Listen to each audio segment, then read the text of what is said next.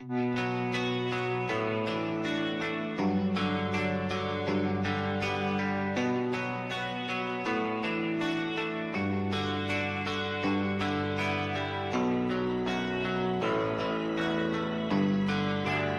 are you feeling? How long have you been here? 3 months, May 17th. And what brought you? That's difficult to answer.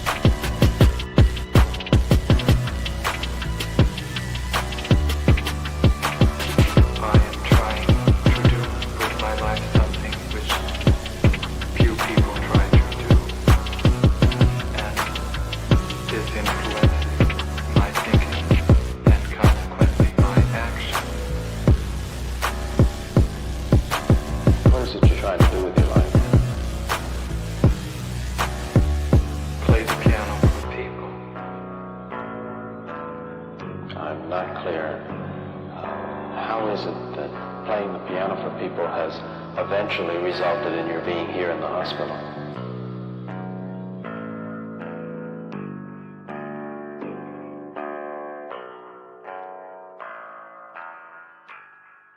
That's difficult to answer.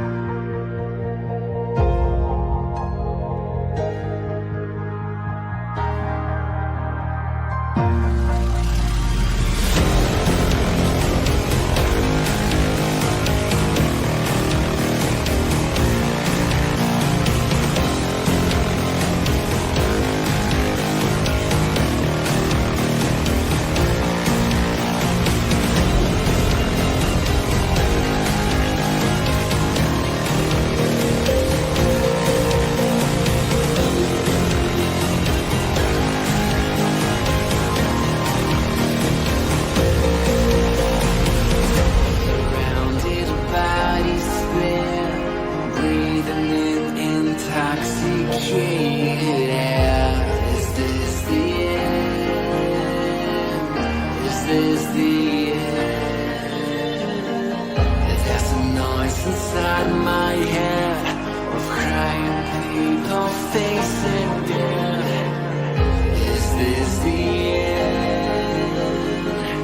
Is this the end?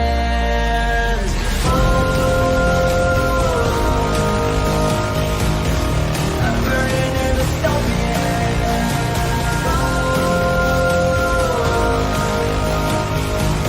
there's no place to hide.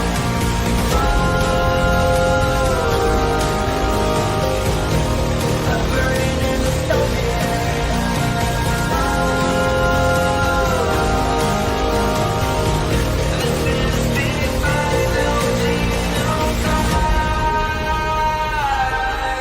What have we done to the world?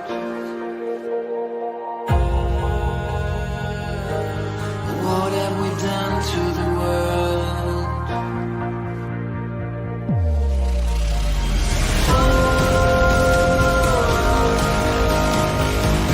I'm burning in the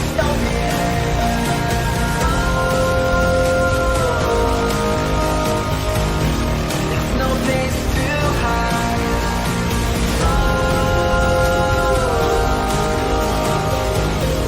I'm burning in the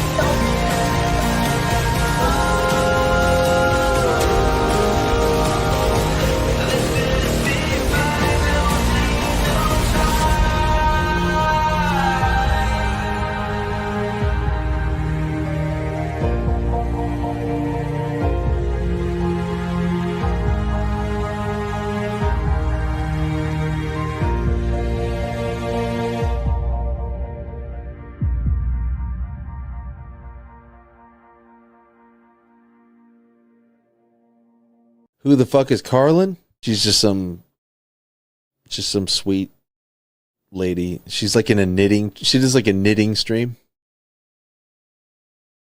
She's like a knitting YouTuber. She does knitting. Can we grow up a little bit and Alt not Girl be sent $200. retarded? Have you seen the Please. work of Karlyn Borysenko? Anti-commie cult leader and is obsessed with looking at what actual far-left communists are talking about and organizing today, infiltrating them. They infiltrated the universities, schools, media. She has the receipts to back it up. Primary source evidence. Infestation is dire and she calls Republicans idiots eating slop. Agree. Thank you for the big super chat. Yeah, oh, I know Karlyn B. She's solid. She's funny. I The like great her. noticer sent $200. Literally. So not it's, Ian. it's not because Yeah. I haven't dangled my junk into the combat zone on purpose to get some camera footage, but that's the big part of what's the Is problem. that what you call reporting? Go and live under, if streaming? you're going to do it, Yeah, go seriously. undercover. Otherwise you're wearing a hunk of meat in a lion's den. Nick Shirley, I love you. Take care of yourself, man. Karlyn Borysenko went undercover. Do stuff like that. Like if you want to expose this thing, don't pariah, But please. Ian, here's and I agree with you to an extent.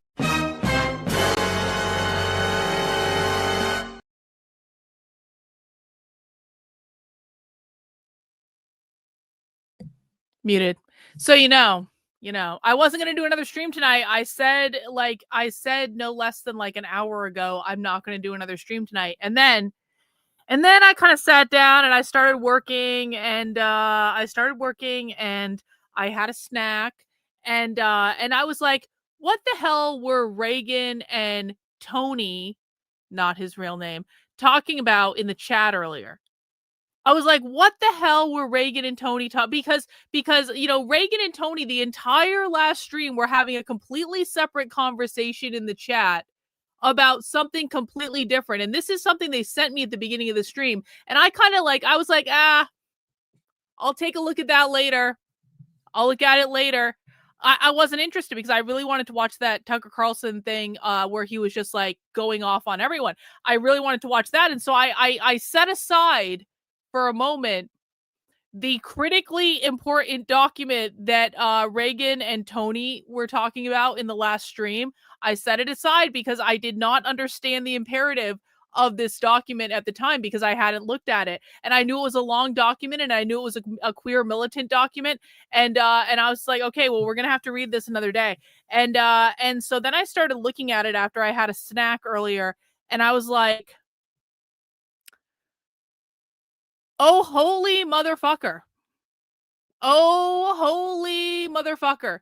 And this is kind of one of those times where I wish Reagan was a little bit louder and a little bit more forceful. Because if you guys don't know Reagan, Reagan is basically the number 2 person around here. Reagan is involved in like everything, and she's really smart and she knows everything and she keeps me in line. But Reagan is also incredibly soft spoken sometimes. So sometimes when there's something going on that I need to know about, Reagan like approaches me very tentatively and she's like, Karlyn, you should probably look at this. And I'm like, okay, I'll look at it when I have a minute. But there are sometimes when I was like, yeah, Reagan, well, I was kind of, I gotta admit, Reagan, I was kind of clued into the fact that this might be important when you DM'd me on Twitter to emphasize its importance.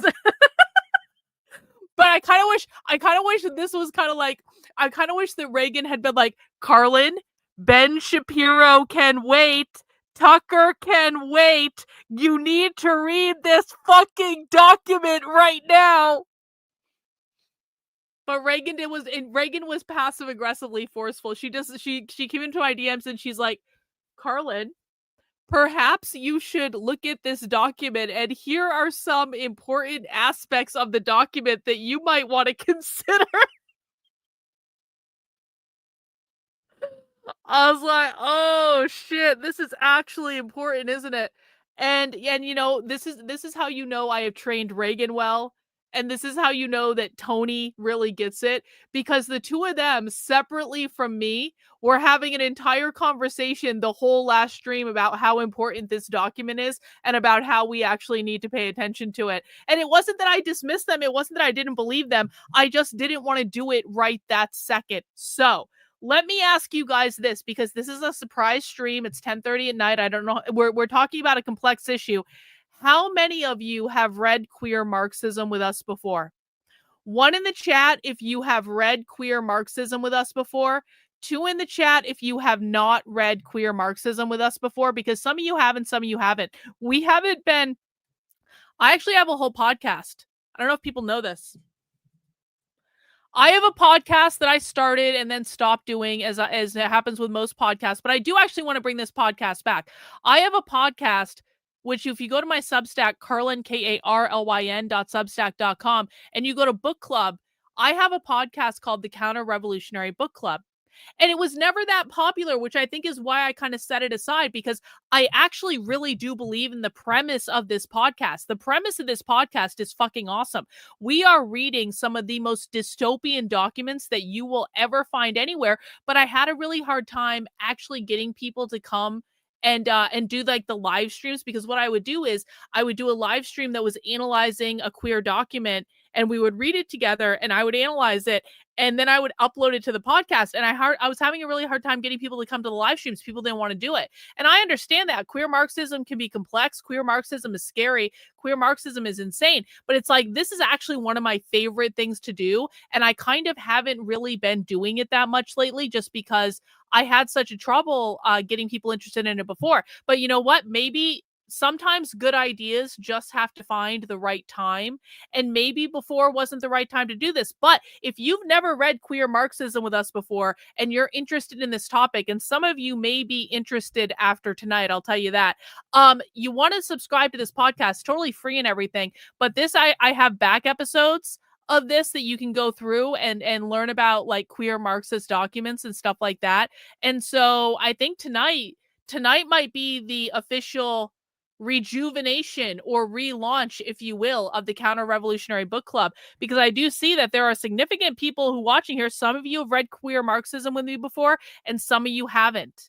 And so if this is your first time, if I am popping your Queer Marxism cherry tonight, oh, you hang on to your hat. And I had to laugh at this chat from Danny. Danny said, I finished reading Alinsky's book, Rules for Radicals. Listen, I'm not laughing at you for reading that book. Everyone should read Rules for Radicals. I just really want you to understand that what we are about to read is way more leftist and way more fucking crazy than Rules for Radicals.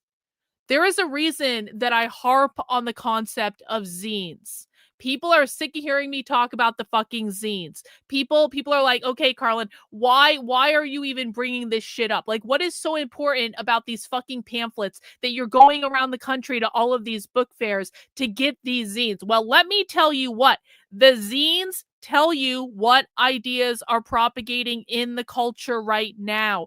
The zines tell you what ideas are floating around the leftist ecosystem right now. If we know, hang on. Sorry, I'm still coughing at random times because I'm still the tiniest bit sick. If you are reading the zines, you know what idea today's activists are thinking about, not what they were doing 100 years ago, not the Communist Manifesto, not any of that. That's the philosophy. That's that stuff. It's important, don't get me wrong, but it's not what they're reading today. Today, they are reading the zines. They are distributing their ideas in zines. And do you know how I know that? Because the thing we're going to read tonight was literally distributed as a fucking zine at the No Kings protest. The thing we are about to read, which I think is a declaration of violent insurrection and insanity, the thing we are about to read was handed out as a zine at the No Kings protest. And we know that because if we go to the Anarchist Library, which is where we're going to be reading it, the Anarchist Library is one of the places that we monitor for like new things coming out because everything gets published in the Anarchist Library. The Anarchist Library is a totally free source of some of the most insane dystopian leftist shit that you will ever find in your life. So pretty much everything that is in the leftist ecosystem, we can find a digital copy of that thing in the Anarchist Library. But the problem is, again, there's a lot of stuff in the Anarchist Library that is just like, it's not something a lot of people are reading. There are some things that are influential in the Anarchist Library, and there's some things that are not influential in the Anarchist Library. It's just like everything else, right? It's like a content repository. But one of the things that we do when we find zines in the real world, we can go to the Anarchist Library and find the digital copy of that zine. And then we know, okay, we've seen this zine in the real world. We've seen this handed out at events or multiple events. And now we're seeing digital copies of it online because it's easier to teach people from the digital copy than it is from the zine. Okay, so the Anarchist Library is something that people keep a very close eye on. And look at the description for this. The title is Queer Manifesto. The subtitle is The Manifesto of the Nihilistic Violent Extremist Party. That doesn't sound too ominous, does it? The author is Enemy Press, so this is going to be a far left press, and we'll, of course, always take a look and see if there's anything else by them. Note, this is the only thing that's in there, but I've seen them around at socialist book fairs. The date of this document is 10/17, so less than a month ago this came out. Source, a zine that popped up at the No Kings protest, and it was retrieved off of the website for the Nihilistic Violent Extremist Party, but this was actually handed out at the No Kings protest. So what this is a group of militant queer activists went to the No Kings protest to hand this document out to the people at the protest to try to radicalize them. And then a digital copy makes its way online because that's always what happens. And here is the website that it's on. And by the way, the address of the website is nvep.noblogs.org. Again, I'm going to put it in the chat, but I want you guys to notice this is a No Blogs website. And that's important because anything you see on the noblogs.org ecosystem, noblogs.org is an anarchist ecosystem. So let me show you this. I'll actually just bring up like the main .org here. Hang on. No Blogs, connecting radical people, non-commercial, anti-fascist, anti-sexist, privacy-oriented blog platform. So anyone can get a website on No Blogs, but you have to apply through them and you have to show your bona fides as anarchists. But if you find the No Blogs ecosystem is actually a pretty insane source of information. Like all of the major far left groups have websites on the No Blogs ecosystem because it's like a free anarchist hosting platform, right? But you have to apply to them and stuff, and they have like massive archives of this stuff. So anytime you find something on No Blogs, that is actual far left activism. This is Antifa, guys. This is Antifa. They have Bashback on the front page. Do they seriously? Did I just miss it? Did I just see it? I don't know where you're looking. I don't know where you're looking for Bashback. But yeah, No Blogs, if you see something on this, that is Antifa, okay? When we say Antifa, we mean far left anarcho-communists who do black bloc and stuff like that. Oh, on the URL I sent? Okay, yeah. So this is the No Blogs website for the nihilistic violent extremist blog. This is the zine right here. This is actually the paper copy. This is what the paper copy looked like when it was made into a zine. We're not going to read that. We're going to read it off of the anarchist library because it's easier. But isn't it funny that they used typehead that kind of looks like Nazi? That looks like Nazi stuff, which I think is kind of interesting. And we'll look at this website in a sec. Hang on. And you guys will obviously have access to this. Oh, look at this Bashback. There's a Bashback picture in the how many like literally fuck Andy No. Not literally fuck him, but fuck Andy No. I tried to warn Andy No about this shit back in May. I warned Andy No that the Bashback movement was in a resurgence, and Andy No fucking ignored me and ignored the evidence that I sent. And I've talked about this on other streams. If people want to see the evidence of this, I have shown the screenshots that I fucking warned Andy No about this in private back in May, and Andy No did completely fucking dismissed everything I told him. He fucking ignored it. He continued to lie to his audience. People want to know why I have a problem with Andy No.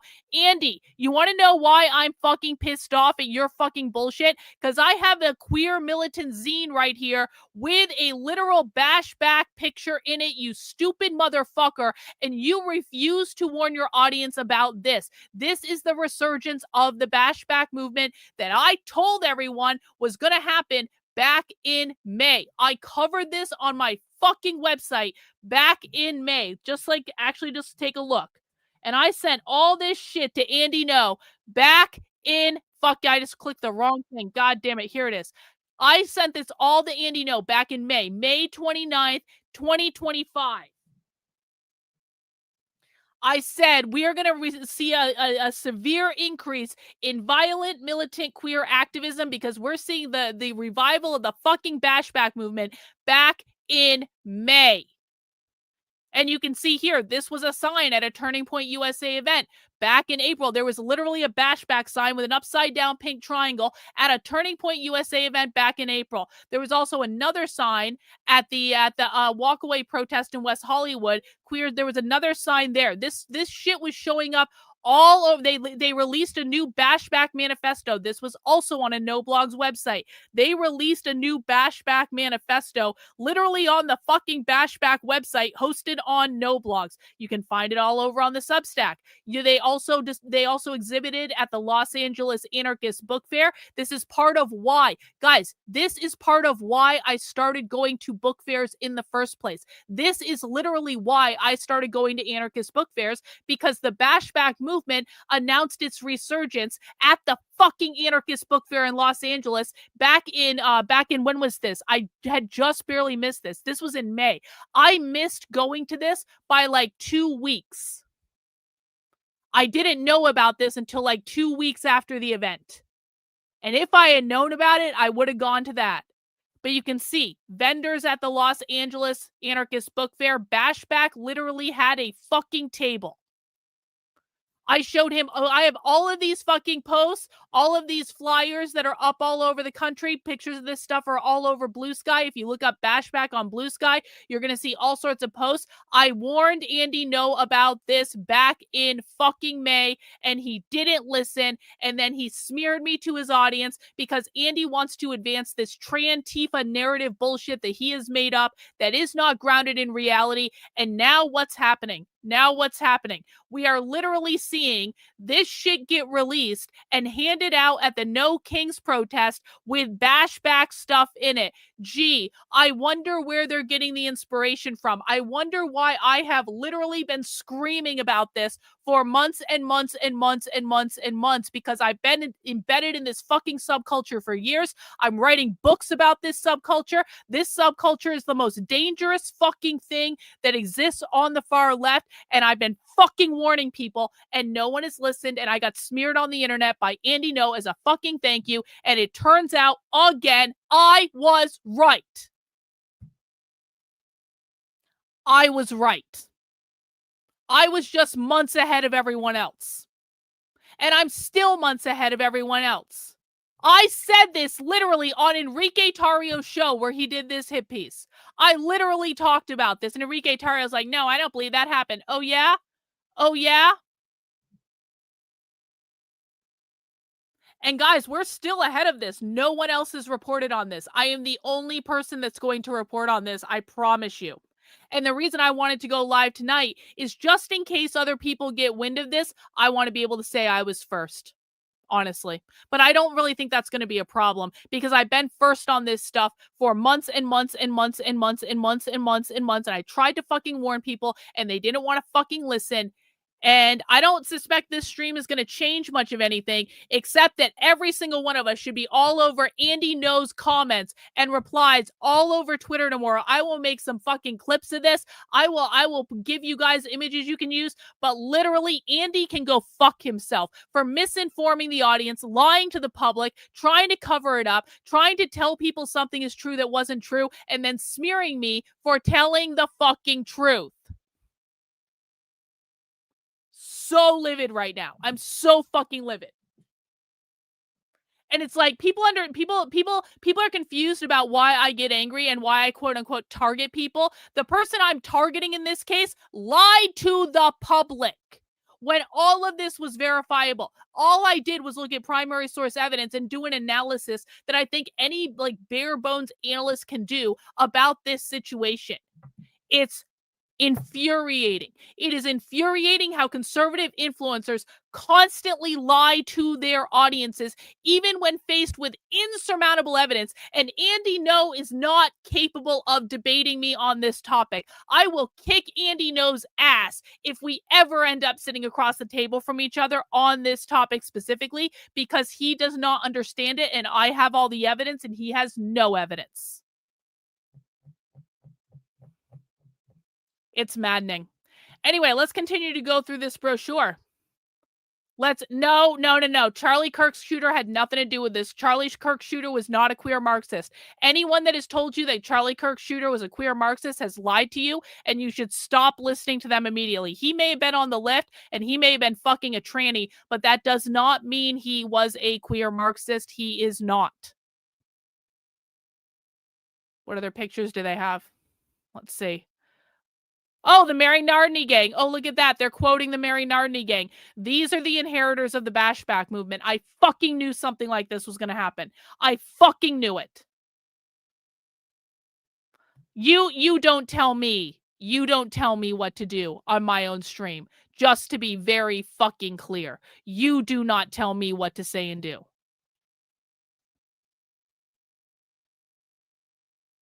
Queer is a verb, meaning subvert. You don't say. Mary Nardini gang again. Don't be safe, be dangerous. And the reason, look at this. Oh my God. Oh, a cop car turned upside down. Oh, that's Compton's cafeteria riot, isn't it? Or that could be Stonewall, I guess. That's Marsha P. Johnson, so that might be Stonewall. Free Palestine.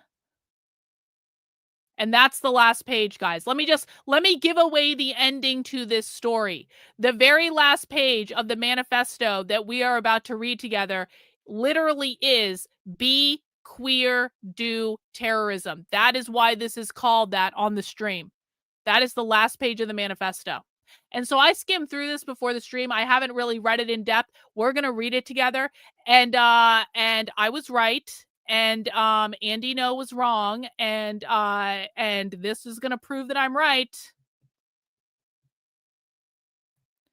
Let's before we do that though, let's actually just go over here. Let's go to their main website of the nihilistic, violent, whatever party. Oh, look at this. Oh, look at this. So if we go to their homepage, what do you guys see on the homepage? This is literally the homepage. Wow. Wow. Wow. Yeah, we'll have to bring back Counter-Revolutionary Book Club. Yep. Yep. These are the inheritors of the Bashback movement. All right. Well, okay. We are going to read this on the Anarchist Library because I think it's easier to read it on there. If you guys want to follow along, I will put the link in the chat. And of course, we do have the PDF as well, and the PDF has photos in it. So what I'm going to be doing is I'm going to be following along in a separate window with the photos so that I can see what photos they're showing. And so yeah, I will be following along with the photos because if the photos are hyper relevant, I want to make sure to stop and show those on the screen at the different sections of it. Let's see. This article has the pictures that the manifesto is based on. Thank you. Thank you. I mean, man, I wonder, you know what? Unironically, I might actually have a copy of this. I may have gotten this at the Bay Area Anarchist Book Fair. It's really not out of the realm of possibility. And the reason I'm not sure is because all of my stuff from the Bay Area Anarchist Book Fair is literally still in the boxes that I mailed myself back because I haven't had a chance to go through it. But I may have, yeah, you need to read about the events. Okay. I have that up. I have it up, Reagan. If we have, we'll do something about it. Okay. But I do have that up. We're going to read this first though. Okay. All right. Who is ready for Queer Marxism? And again, I want to do this poll again because we've had a bunch more people join us. Listen, guys, I really want to emphasize this. I know that sometimes we laugh and we joke and all that stuff on the stream, and it's totally fine to do that. This is a serious stream, though. You're in a fucking classroom right now. We had our fun earlier. You are in a classroom right now. This is a serious document that we actually have to read and we have to analyze. We need to take this seriously. So I don't want to see any shit posting in the chat. If you have questions about what is going on, please just ask them in the chat. You're allowed to ask questions, of course. But if you don't have something related to what we're actually talking about, I just don't want to hear about it right now. Don't be a dick. No whining, no complaining. If you don't want to be here, you don't have to be here. But we actually need to create a serious environment right now with which to read and analyze this document. Karlyn, I joined a month or so ago, a bit behind. Have you done a lecture on how to break all this shit to a neighbor? You can't. Just send him my content, send him my introductory classes and see if he bites. But you can't, there's no way to have a conversation about this with people. You just have to show them the content. So I would say, email him my free stuff, like the classes that I did, like the re-education class. And you're allowed, that would probably be the best way. So no, bro, shut the fuck up. Literally, no. Guys, we are being serious tonight. And honestly, because I'm warning you, I'm going to be extra bitchy about banning people. Okay. So yeah. Let's just get started. And if you guys, again, if you don't want to be here, you don't have to be here. If you don't want to be here for the reading of the Queer Marxist document, you don't have to be here. Oh, I wanted to ask again. 1 in the chat if you guys have read Queer Marxism with me before. 2 in the chat if this is going to be your first ever Queer Marxist document. Please answer because I really do want to get a pulse on where the chat is so I know what I have to explain and I know what I don't have to explain. 1 in the chat if you have read Queer Marxism with me before. 2 in the chat if this is your very first adventure into the land of Queer Marxism. Oh, the 2s are in for it tonight. I'll tell you that. People who have never read Queer Marxism with me, you have no idea the amount of dystopian hellscape that I am about to inflict upon you, and I'm sorry in advance. And you are going to learn things tonight that your conservative retard influencers have no idea about. You are going to learn things tonight that Andy No has no fucking idea about. You are going to learn things tonight that you will only see on this channel. I am the only anti-communist person that I know of that reads and analyzes these documents. So, let's get this party started. Source: Retreat. Queer Manifesto, the manifesto of the nihilistic violent extremist party. Queer Manifesto. Hang on, I want to read this part first. So they've got a little intro. Oh no, this is the okay, this is the table of contents. Never mind. Queer Manifesto. I'm a wild and an untamed thing. I'm a bee with a deadly sting. Dr. Frank N. Furter. Liberals have co-opted the term queer. The assimilationists insist on slotting a Q into their LGBT plus slogans and signs. The very Oh God, we're already there. Holy shit. Okay, I need to explain this. Okay, I'm gonna break this down part by part. We may conceivably be here all night. Okay. For people who are brand new to queer Marxism, there are many things that you need to know about queer Marxism. Number one, queer Marxism is an extremely far left, anarcho-communist, anti-capitalist, anti-assimilationist political ideology. Queer is not about being gay or trans. You do not need to be gay or trans to be queer. We need to separate the word. Hang on, I need to cough. We need to separate the word trans from the word queer, because trans stuff like men with autogynephilia getting trans surgery, that is a completely different problem, okay? Because with trans people uphold the gender binary. They still think there's two genders. There's men and women to men, and they just believe they're transitioning from man to woman or woman to man.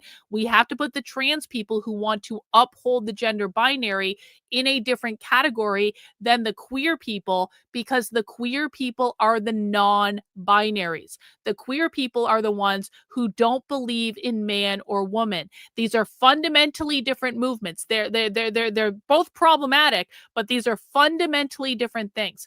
Queer wants to eliminate the category of gender altogether because they believe that gender was created as a social construct of capitalism, and the only way to get rid of oppression or the patriarchy is to eliminate all gender and to have everyone be non-binary. Everyone is a they, them.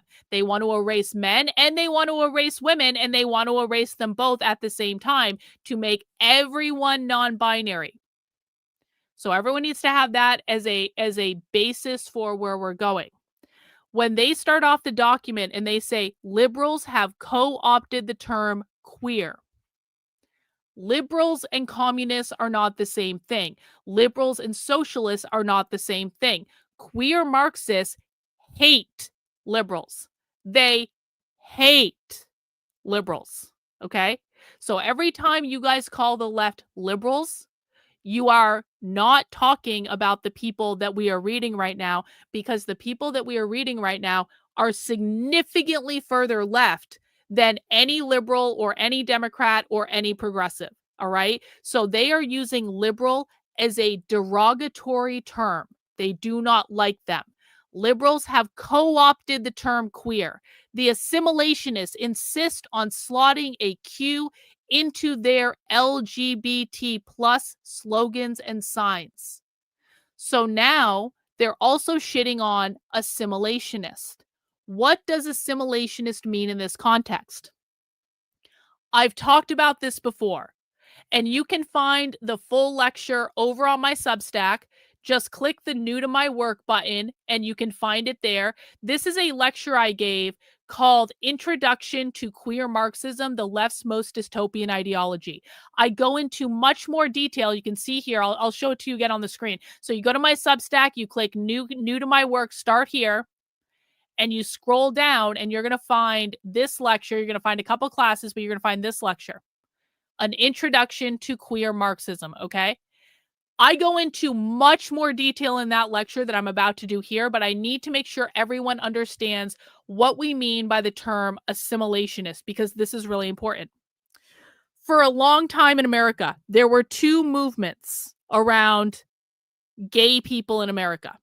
There was the normie LGBT movement, which just wanted gay people to be able to get married and visit their partners in the hospital and not and all that stuff. They mostly they just wanted gay people to be married, and they wanted gay people to not be treated like pariahs of society, okay? That's what I'm going to call the normie Democrat liberal gay rights movement. Running parallel to that was the militant queer communist anti-assimilationist movement. And in the 50s, that ran parallel. They were doing kind of the same thing. In the 60s, they just started to break apart just a little bit because the queers started embracing violence, whereas the gays didn't really want to be violent. The gay rights people didn't really want to be violent, but they knew that they had to do some stuff. So mostly in the 60s and the 70s and the 80s, these movements were running parallel to each other. And this is why people are so confused today about the difference between gay and queer, because for decades and decades and decades, the normie gay rights movement, the Democrats and the liberals who literally just wanted to get married and have gay marriage, they ran side by side with the militant queer Marxists, the queer liberationists, and all that stuff. Now, this started to change in 1990. And in 1990, there was the release of a zine called Queers Read This. This was at New York Pride in 1990. This is at the height of the ACT UP movement. The ACT UP movement, which you can see in the article, it is actually mentioned. They mention the ACT UP movement right there. We're going to get to that in the next paragraph. The ACT UP movement was the first, and you can see, actually, I didn't even see this. They literally reference Queers Read This. You can see it's in the next paragraph. They literally reference Queers Read This. They literally reference the Bashback movement. Oh, this is great. This is just great fucking news. They literally reference every single thing I'm about to tell you in this article, and I just hadn't seen it. The ACT UP movement was the first militant queer activism movement in the country. It started in the late 80s. It ran into the 90s. It actually still exists today. And this was all about AIDS activism and getting people to say the word AIDS, essentially. So when Queers Read This was released, that started the splintering, what I call the splintering of the normie gay rights movement, the assimilationists, the people who just wanted to get married, the people who wanted to assimilate to capitalism, and the militant queer activist movement who did not want to assimilate to capitalism. They did not want gay marriage. They did not want gays in the military. They are a violent anti-capitalist movement that is trying to undermine the cultural norms of society by doing things like abolishing gender and abolishing the nuclear family. These are two different things. They started splintering in 1990 with Queers Read This. They kept splintering and going in two different directions until you end up in the mid-2000s. And in the mid-2000s, you start to see all of this anarchist literature pop up. And all of this anarchist literature is basically arguing against the idea of gay marriage, because basically what was happening is there was infighting between the normie gay rights people who just wanted gay marriage and the militant queer anarchists. And so you had things like the Human Rights Campaign popping up, and they were fighting for gay marriage, and gay marriage was starting to be the focal point of the entire gay rights debate, okay? And so you have the militant queers over here, and they're like, fuck you guys. We don't want to get married. And the gay rights people were like, all we want is gay marriage. And the militant queer activists were like, fuck you. Why are you wasting all of our resources trying to assimilate to capitalist culture? Because remember, again, queer Marxists believe that marriage is a form of propertied relationship. It is the manifestation of capitalism. Okay, so like militant queer Marxists don't want to get married. They don't believe in it as an institution. They think it's a capitalist institution that reinforces gender norms and reinforces the nuclear family, which is what they want to abolish. So you see all of this infighting taking place. And then what happened in 2015 when gay marriage was legalized nationwide in 2015, the normie liberals won. The normie liberals, the normie gay rights people won the fight. Gay marriage was legalized. This is why I tried to tell conservatives the other day, when the Supreme Court declined to overturn gay marriage, this was a gift. This was a gift. I know that a lot of people on the right don't understand this because you guys are against the gays or whatever, but like, you have to understand that if the Supreme Court had overturned gay marriage, that would have been a recruiting and radicalization boom for the left. You would have seen queer radicalization completely explode overnight, because the people we really need to be worried about, the violent, militant, queer Marxists, they never wanted gay marriage to be legalized in the first place. They never wanted it. They would have been completely happy if gay marriage had been overturned. And this is why it's so important that you understand that militant queer Marxists hate assimilationists. When I say assimilationist, I mean normie gay rights activists that just wanted gay marriage and just wanted to have their capitalist house and their capitalist job and all that stuff. Like queer Marxists hate them. Queer Marxists blame the gay rights people who just wanted gay marriage for the entire downfall of the gay liberation movement, which the gay liberation movement was less about being gay than it was about being anti-capitalist. It was a communist movement. Does everyone understand? Is everyone tracking? Does everyone understand what I just explained to you? Because you have to understand this history in order to understand the document that we're about to read. It was never about gay marriage for these people. They didn't want gay marriage. They didn't want gays in the military. They didn't want any of this. They don't want to assimilate to capitalist society. They want to destroy gender norms and they want to destroy the nuclear family. The normie gay rights activists were never arguing for this. They were fighting the militant queer activists as much as they were fighting the Republican Party. They were fighting both, okay? And what happened in 2015? After they won, after gay marriage was legalized, all the normie gay rights activists went home. And this is why you saw an explosion of non-binary bullshit in 2015, 2016, 2017, because you had all these gay rights organizations that all of a sudden the gay rights organizations had won. Gay marriage was legalized. And then all of the normie gay people who literally just wanted to get married, they all went home and they were like, okay, we won. We can get married now. We won. And so what happens? You have all these nonprofit organizations that all of a sudden overnight have no purpose because gay marriage was legalized. Well, guess who filled the roles in those organizations? It was the militant queer activists. This is why the Gay Straight Alliance, which is a club in high schools that was like about making sure gay kids weren't bullied in high schools and all that. This is why the Gay Straight Alliance changed its name to the Gender Sexuality Alliance after 2015. This is why.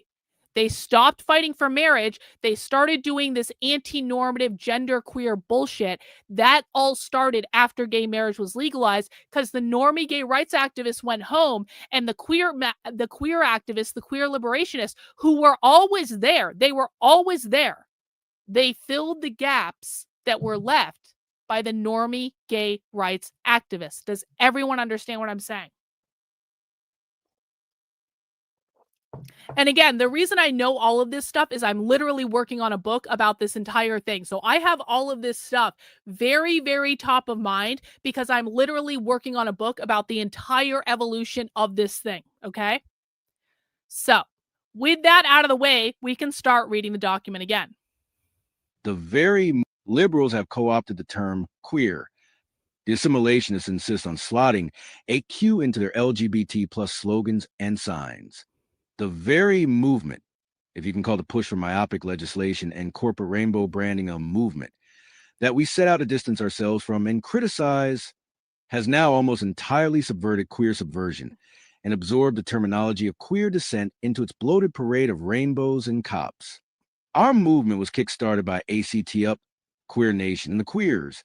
Read this pamphlet. It was further shaped by gay shame parades, bashback, pink and black blocks, the queer negativity of No Future in Baden, the Queers fucking Queers dance party riots, essays put out by the Mary Nardini gang, and more recently an orgy of vandalism in San Francisco. I was right about all of it. I was fucking right about all of it. I have been saying all of this for years.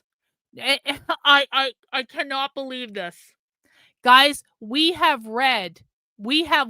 studied the ACT UP movement. We have read Queer Nation. We've read Queers Read This. We follow gay shame. We track gay shame to this day. We have analyzed the bashback movement in depth. The bashback movement is shit that I sent to Andy No that he ignored because he didn't think it was important. We've talked about Pink and Black Bloc. We've read Baden. We have literally read Baden on this fucking show.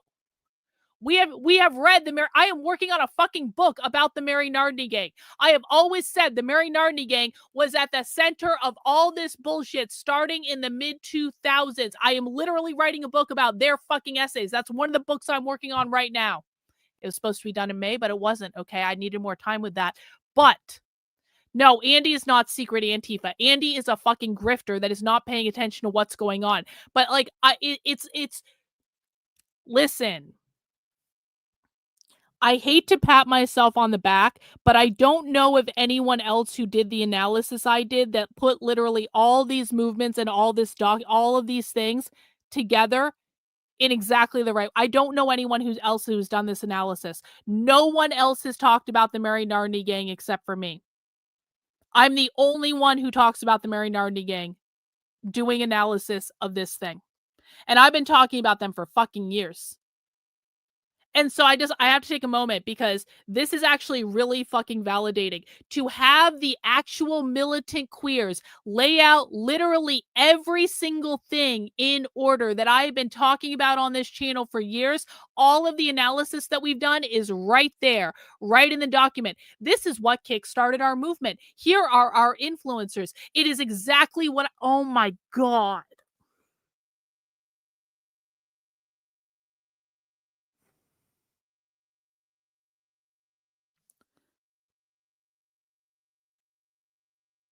I mean, I'm sorry to like maybe pause too much on this point for people who are new, but you do not understand what it has felt like for the last several years that I've been talking about this, where I feel like I have been screaming into the fucking wilderness and I couldn't find anyone to even verify this. Like, it was me and my community. It was me and my community doing all of this fucking analysis. We were trying to find other people to talk to about this, hoping that other people knew more about this, and we couldn't find anyone. And so it's literally just us.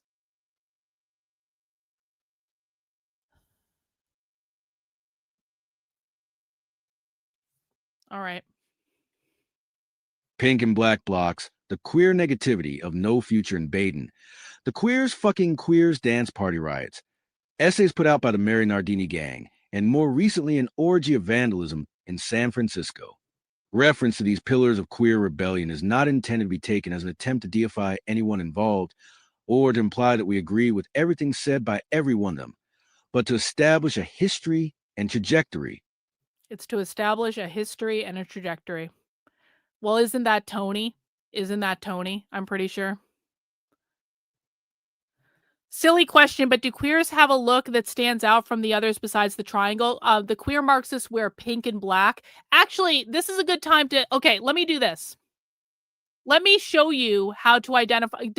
One in the chat if you guys have heard the Queer Marxist music video that I play on this channel every once in a while. 2 in the chat if you have never heard the Queer Marxist music video. Because there are 2 main things that you can use to identify queer Marxism. A pink triangle. The triangle might appear right side up or upside down. And the colors pink and black. Okay? Pink and black. Not pink and red, pink and black. Okay, many of you have seen it. Some of you have not. It's a good source of reference because you get encapsulated into a nutshell what these people believe. So I'm going to play it again because there are a bunch of people here who haven't seen it. But this is a music video from a real queer Marxist band, and they're telling you explicitly what they believe. Hey, welcome. You've been on a 14-hour binge. Well, you picked a good day for it, bro. Welcome to the channel. No, pink and blue is trans. Queer Marxism is pink and black. It is pink and black, and you're going to see this. So let me play this music video. It's a good song, And this is a good introduction to what queer Marxists believe in their own words, and it's going to be hyper relevant to this document. I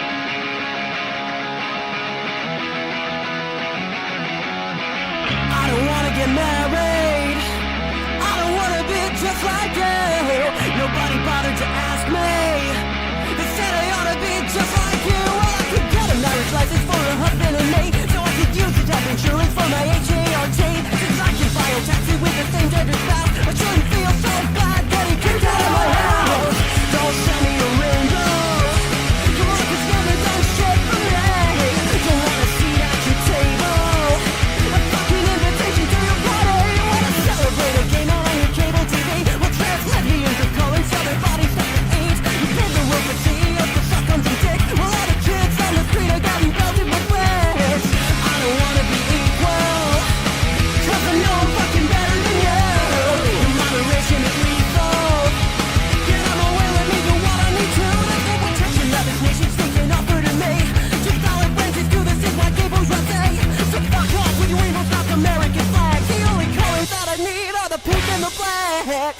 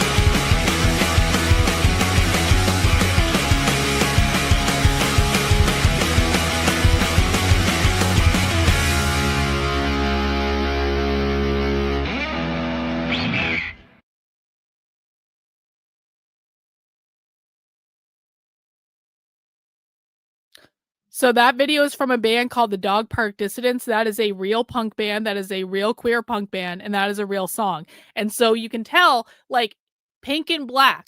Pink and black are their colors. This is not trans. This is queer. And by the way, I don't know if they're going to get into this, but there was a whole queercore movement in the punk community in the 70s and the 80s and into the 90s too, to a certain extent. So a lot of the gender ideas have a direct line through the punk movement. This is not to say that all punks were queer, because they weren't. There were neo-Nazis who were punks too, but there was a very specific queercore punk music that contributed to like a lot of this stuff. Okay. So the Dog Park Dissidents is a real band. And that was not AI. That was real. And basically, and I promise you, the people who wrote this document have heard that song that we just heard. They've all heard that song, and everything that you heard in that song is going to be backed up by what's in this document. So that's a very long-winded way of answering the question. There are two main symbols when it comes to queer Marxism. The pink triangle. The pink triangle could be right side up or upside down. They use it both ways. And the colors pink, a very neon pink, and black. And that's it. There's no other signs of queer. Well, I mean, that's not true. There are some other signs of queer, but those are the two main ones. If you don't see a fucking pink triangle and you don't see the colors pink and black, it is not queer Marxist. It's not. It's something else. Reference to these pillars of queer rebellion is not intended to be taken as an attempt to deify anyone involved or to imply that we agree with everything said by every one of them, but to establish a history and trajectory. Since the inception of the movement, queer has always signified rejection of and opposition to not only straight society, but also all the ways cishet norms have been adopted into the LGBT plus scene. Okay, we need to make something very clear. When they say the term straight, and I've done entire shows and entire videos about this, when they say the term straight, they do not mean heterosexual. They mean normal. There is a term that queers use called homonormativity, which is basically meant to represent the normie gay Democrats, the people who get married and buy a house and have a car and have a corporate job and have a nuclear family with kids and all that stuff. That is considered to be a slur. Homonormative is considered to be a slur. When they say straight in this, they don't mean heterosexual. They mean capitalist. They mean assimilationist. They mean the normal, like, gender paradigms, men and women. They mean the nuclear family. They mean walking the path of the straight and narrow. Queer is considered to be abnormal. No, bro, Justin, I see you shitposting in the chat. Either you're here to learn or you can go somewhere else. We are doing serious research tonight, bro. I don't want to see your shitposting. I really don't. Since the inception of the movement, we will fight. And look at this quote from a bashback flyer in DC. Look at this quote. We will fight both against heterosexism as well as the assimilationist gay mainstream. We will fight both heterosexism and the assimilationist gay mainstream. When they say assimilationist gay mainstream, they mean gay people who wanted to get married and assimilate to normal capitalist culture. Someone asked earlier in the chat, was Obama involved in any of this? No. And I need you to actually listen to me when I explain things, because to think that Obama was a queer Marxist is batshit insane based on what I've already explained. Obama was the person who pushed for gay marriage. Obama was against gay marriage at first because it wasn't publicly popular, but he pushed for it after that. Obama was an assimilationist. They do not like Obama. They don't like any Democrats. Hey, Justin, what is the definition of queer? You know so much and we know so little. I already told you to cool it once, but you just want to keep shitposting in my chat. Since you just want to keep shitposting in my chat, I'm going to stop the entire stream and you're going to educate us. You walked into my classroom and you're shitposting and making fun of what we're doing. Now you can educate the class as to what queer means. We will wait for your definition in the chat. Because otherwise, you should either be asking questions or you should have your fucking ears open. Because, Justin, you have forgotten the hierarchy. I am the teacher of the class. I am at the front of the classroom. You are a student in the class, and you are being disruptive in my class when I already asked you not to.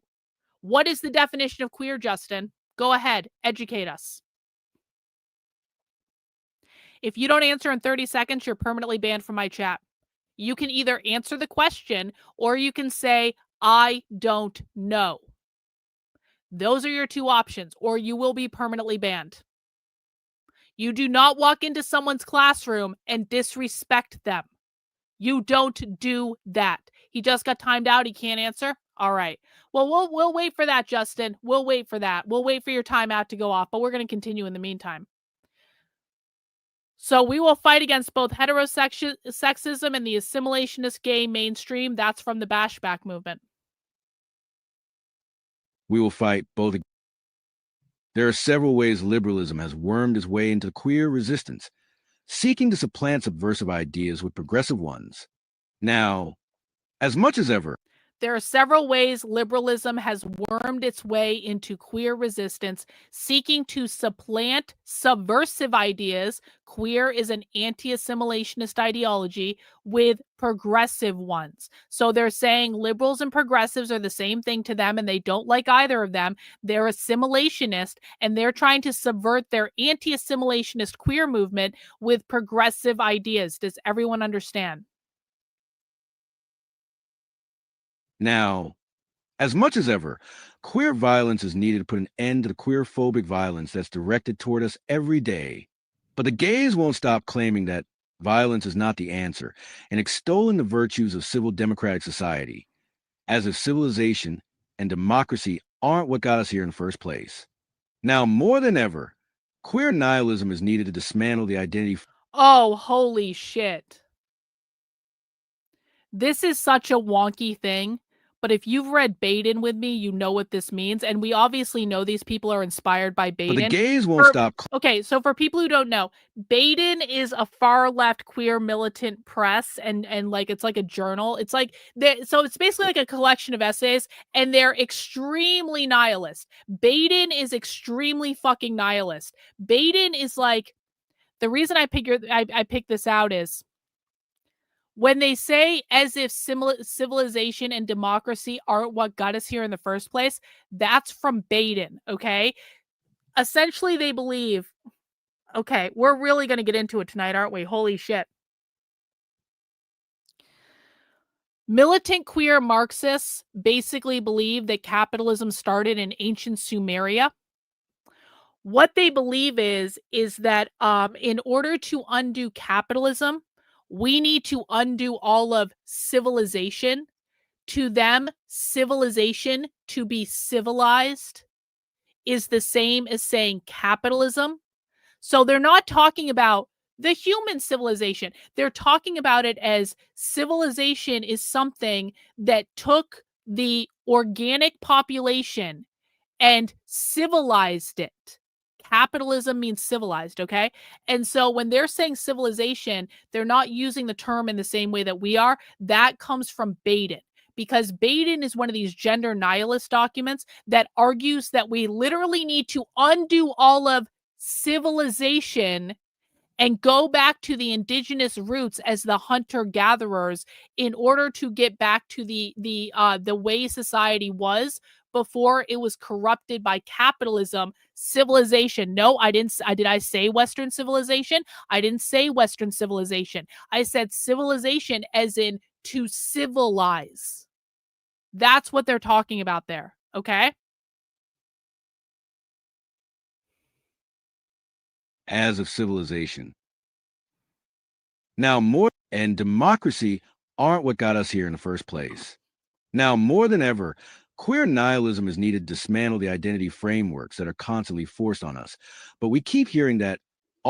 No, Justin, the end goal is not the same as anarchism, because there are many different kinds of anarchism. And I noticed that you have yet to answer the question of what is the definition of queer. And now that you're untimed, I expect you to answer that question. We're going back to you, bro. What is the definition of queer? What does queer mean? You come into my classroom, you want to teach me. You have two options. You can either answer the question or admit you don't know or get the fuck out. Which is it going to be? You obviously don't understand what you're talking about. We know that. But now I want your definition of what queer means. And if you say anything else, or if you don't answer the question in 30 seconds, you're getting permanently banned from my chat. What does queer mean, Justin?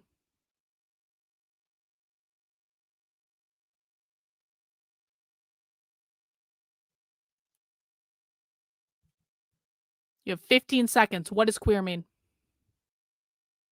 You can either answer the question or say, I don't know. Nope, wrong. That's not exactly what I said at all. You want to give it another try? What did I actually say, Justin?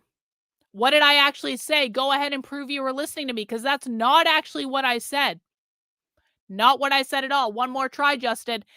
Give the proper definition of queer or say you don't know. And Justin, after you either answer or you get permanently banned from my chat, I'm going to ask the chat and they're going to have the right answer.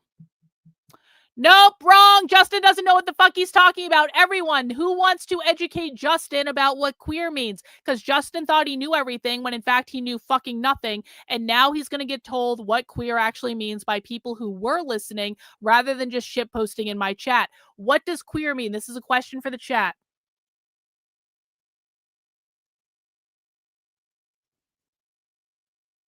Yeah, exactly. You don't know. And now you're going to get educated. So now your role for the rest of the stream, Justin, is to sit down and shut the fuck up and listen and ask relevant questions. What does queer mean? No, wrong. That's not correct. Nope.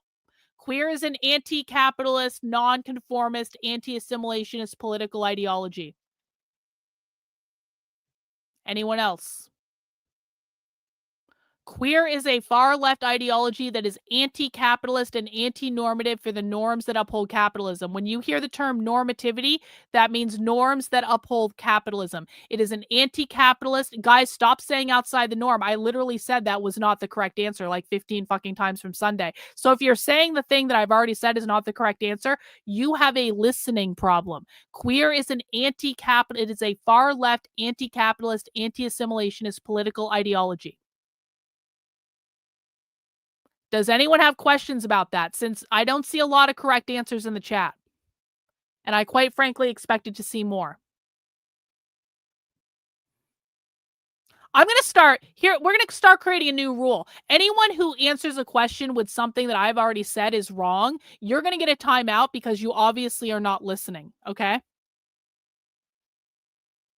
It is an anarcho-communist political ideology. True. I don't give a fuck what definition the Kinksters give it. I don't give a fuck. You are here to learn my definition. I don't give a fuck. Queer is an anti-capitalist and anti-assimilationist political ideology. As a reminder, guys, you are in my classroom right now. I am not in yours. You do not get to question me right now. We are doing serious research, no shit posting, no bullshit. And if you break my rules, you'll be permanently banned, and you'll be permanently banned very quickly, and many of you will not get a warning. Again. Now, more than ever, queer nihilism is needed to dismantle the identity frameworks that are constantly forced on us. But we keep hearing that all genders are valid, often from people ironically labeling themselves and their platforms as queer. Queer nihilism is needed to dismantle that identity framework that are constantly forced upon us. One of the core components of the identity framework is gender, but there are other frameworks as well. Queer Marxists want to abolish all identity categories. That's what they mean by this. Queer Marxists want to abolish all identity categories. Queer Marxists is another thing people need to understand. Queer Marxists are anti-identity politics. Now, this might seem silly because you think, Karlyn, all the left does is engage in identity politics. Well, no. You're talking about the normie, liberal, Democrat progressives. The normie, liberal, Democrat progressives engage in identity politics. That's true. We have already established, though, that militant queer anarchists are not the same and do not like and do not agree with normie liberal progressives. So if normie liberal progressives are doing identity politics, that means that militant queer anarchists are not doing identity politics. And the reason that they're not doing identity politics is they are gender nihilists and they want to abolish all categories. They want, just like they want to abolish the categories of gender. I told you, the category of non-binary is specifically designed to abolish the categories of men and women by providing a non-binary option. Okay? But eventually, here's the real mindfuck. Eventually, they want to eliminate the category of non-binary as well, because non-binary, and they have a gender nihilist document that talks about this, non-binary is in itself a category. So what the queer Marxists did is they say, okay, we don't like these socially constructed categories of men and women, so we're creating a third category of non-binary to give people an option that is outside of the gender binary. Non-binary means no binary. So instead of identifying as man or women, you identify as non-binary. And they basically want to get everyone into that role of non-binary. All right? But once they get a critical mass of that, once they get enough people into that role, they also want to eliminate that category because non-binary in and of itself is also a category. Does everyone understand? They believe that capitalism creates all categories. Categories create hierarchies. Because when you have different categories, you automatically have one having more power or whatever than the other. So as long as there are categories, there will be hierarchy. As long as there's hierarchy, there's oppression. So their answer to this, and this is why they're gender nihilists, they want to eliminate all categories. Hey, Justin, I don't give a fuck if you keep an open mind or not. I don't give a fuck if you think I'm abusive or not. Your job, as I have already explained to you, is to keep an open mind and listen. And if you don't want to be here, then you don't have to be here, bro. You can get the fuck out. You can go back to Fox News where you're never going to learn any of this stuff. You can go somewhere else. But I want you to be fucking quiet and I want you to listen to what's going on.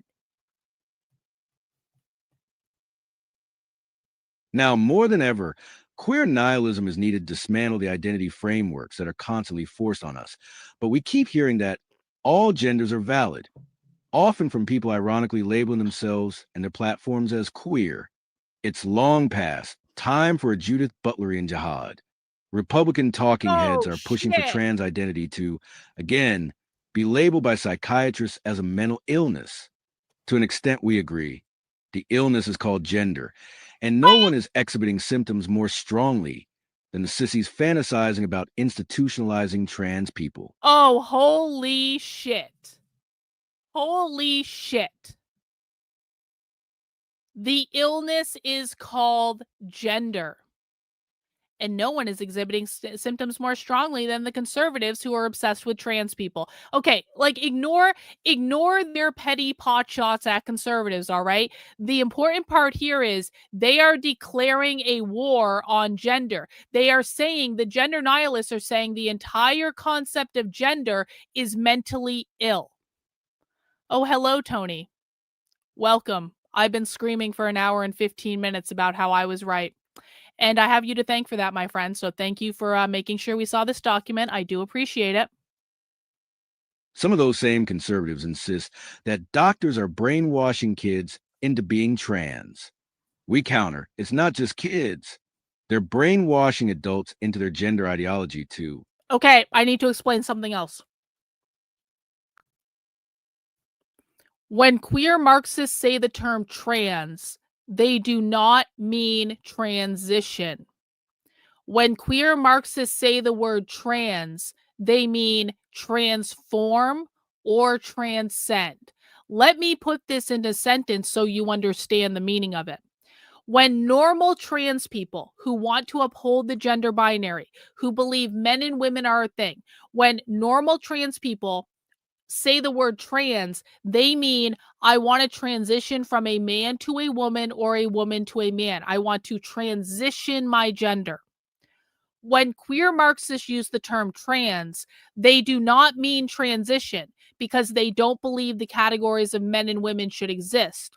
Instead, they mean I want to transform gender or I want to transcend gender.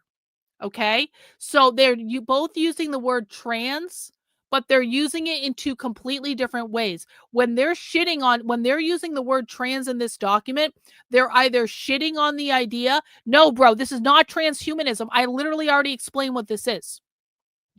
This is about eliminating the categories of men and women and making everyone non-binary. I literally already explained this. Okay. When they're using the term trans, they mean go beyond the gender binary, transcend or transform the gender binary.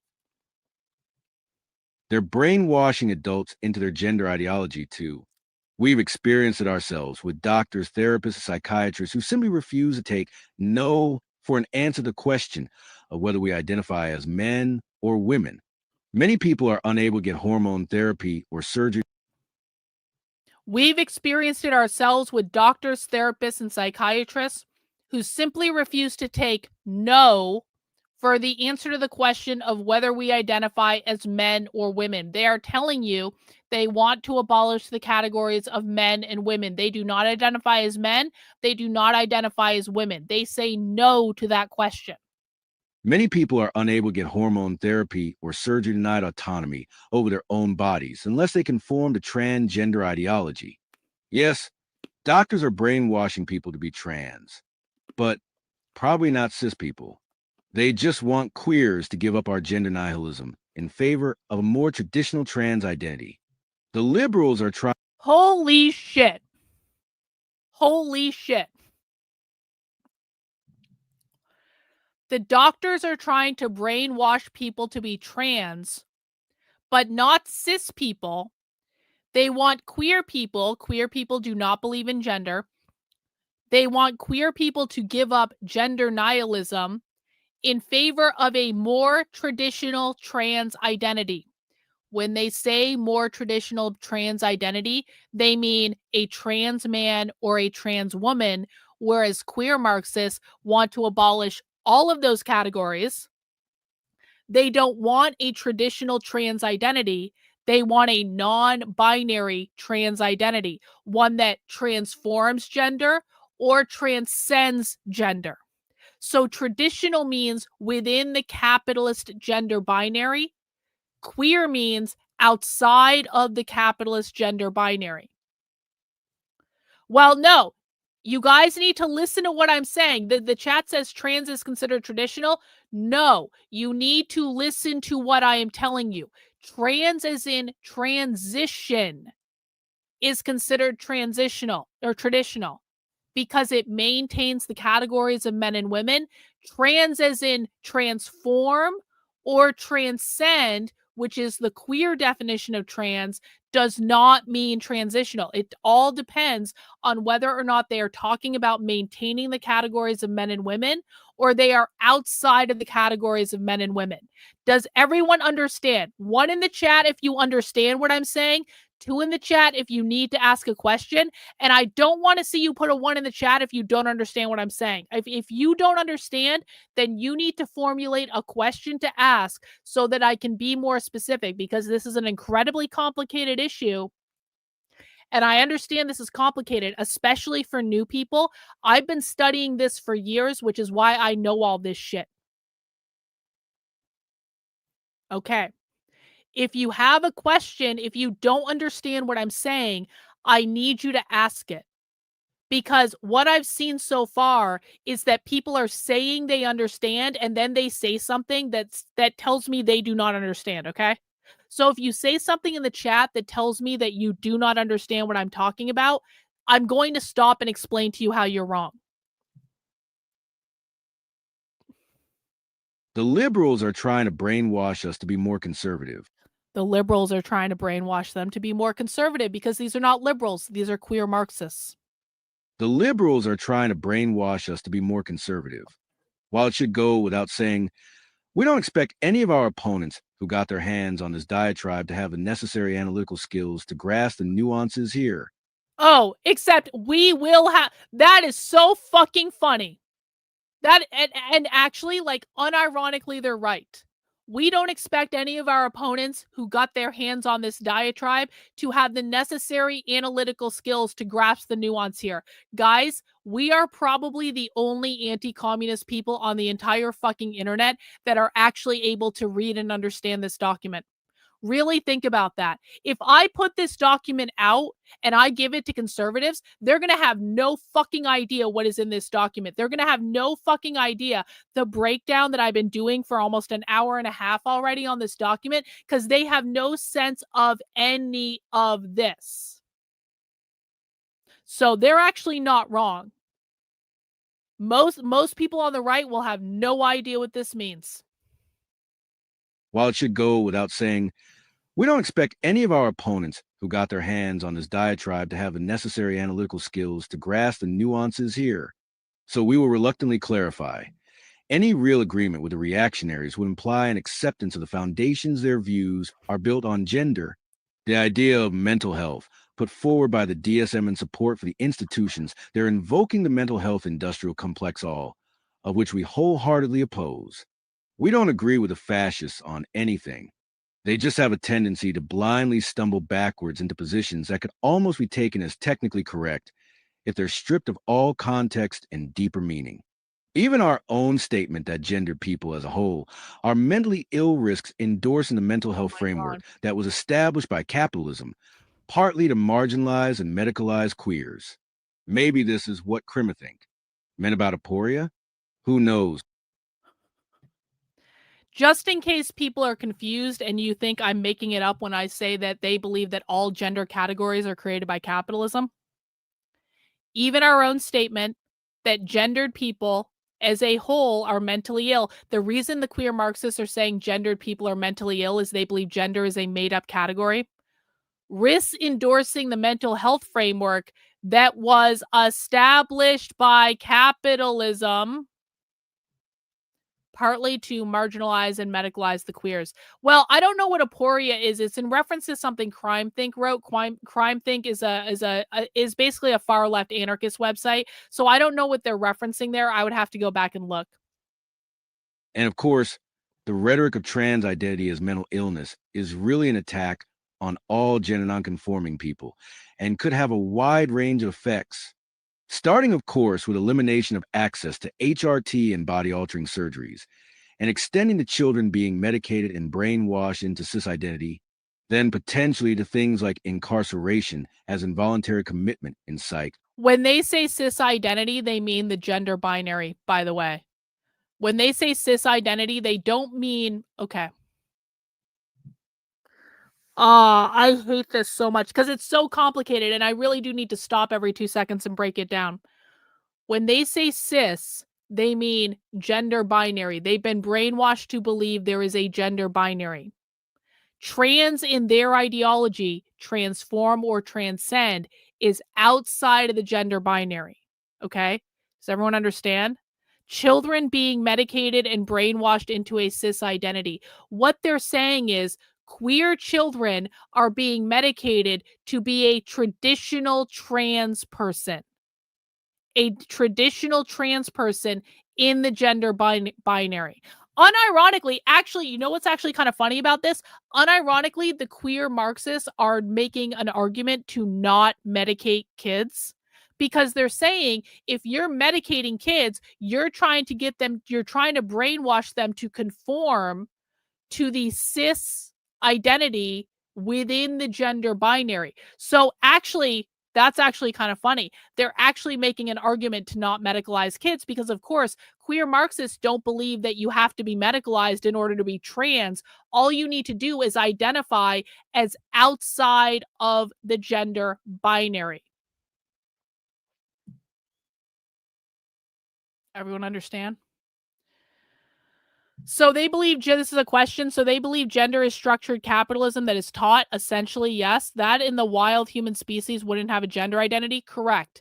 They believe that all gender, that the categories of men and women are socially constructed categories that capitalism created. Capitalism created men to go into the workplace. It created women to go into the home where they had the job of raising the next generation of proletarian workers in the nuclear family. Men had all the power and all the money. Women had none of the money. And that is the patriarchy. And when they're talking about abolishing the patriarchy, they're talking about abolishing gender to make everyone equal. So yes, they believe capitalism created the socially constructed categories of men and women. Then potentially to things like incarceration as involuntary commitment in psych wards on grounds that someone may be a danger to themselves if they want to get genital altering surgery, or even a danger to others if, for instance, trans people are also labeled terrorists. As far as we're concerned, being any gender is a drag. We agree that transgender is silly, but no more so than cisgender is. And at least trans people have the self-awareness to question the label they were assigned and the courage to defy it, in spite of a hostile world that threatens their lives every day for doing so.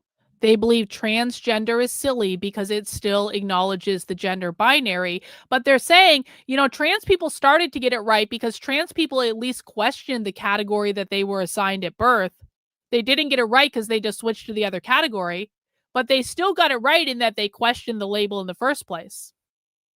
And at least trans people have the self-awareness to question the label they were assigned and the courage to defy it, in spite of a hostile world that threatens their lives every day for doing so. There's a common assumption that all of us who are not cisgendered share the same or similar views regarding gender. Nothing could be further from the truth.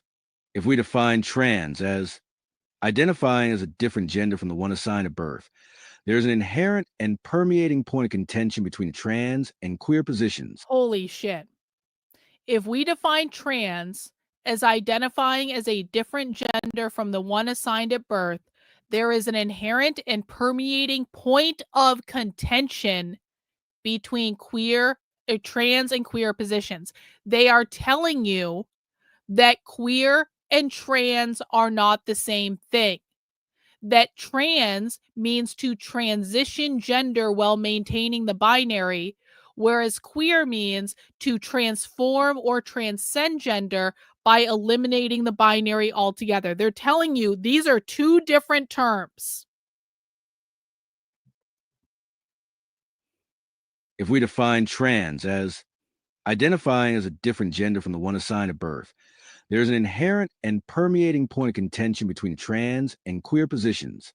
A trans They have a quote there that it's not reading for some reason. It's a quote from Bashback again. So this is a quote from a book, Queer Ultraviolence, which I sent to Andy No back in May and he ignored. We view queer as the blurring of sexual and gender identities. Queer is the refusal of fixed identities. Queer is a war on identity. So I already told you, queer Marxists, they want to abolish all identity categories. In the Bashback book, again, this is called Queer Ultraviolence. We've read it on the channel before.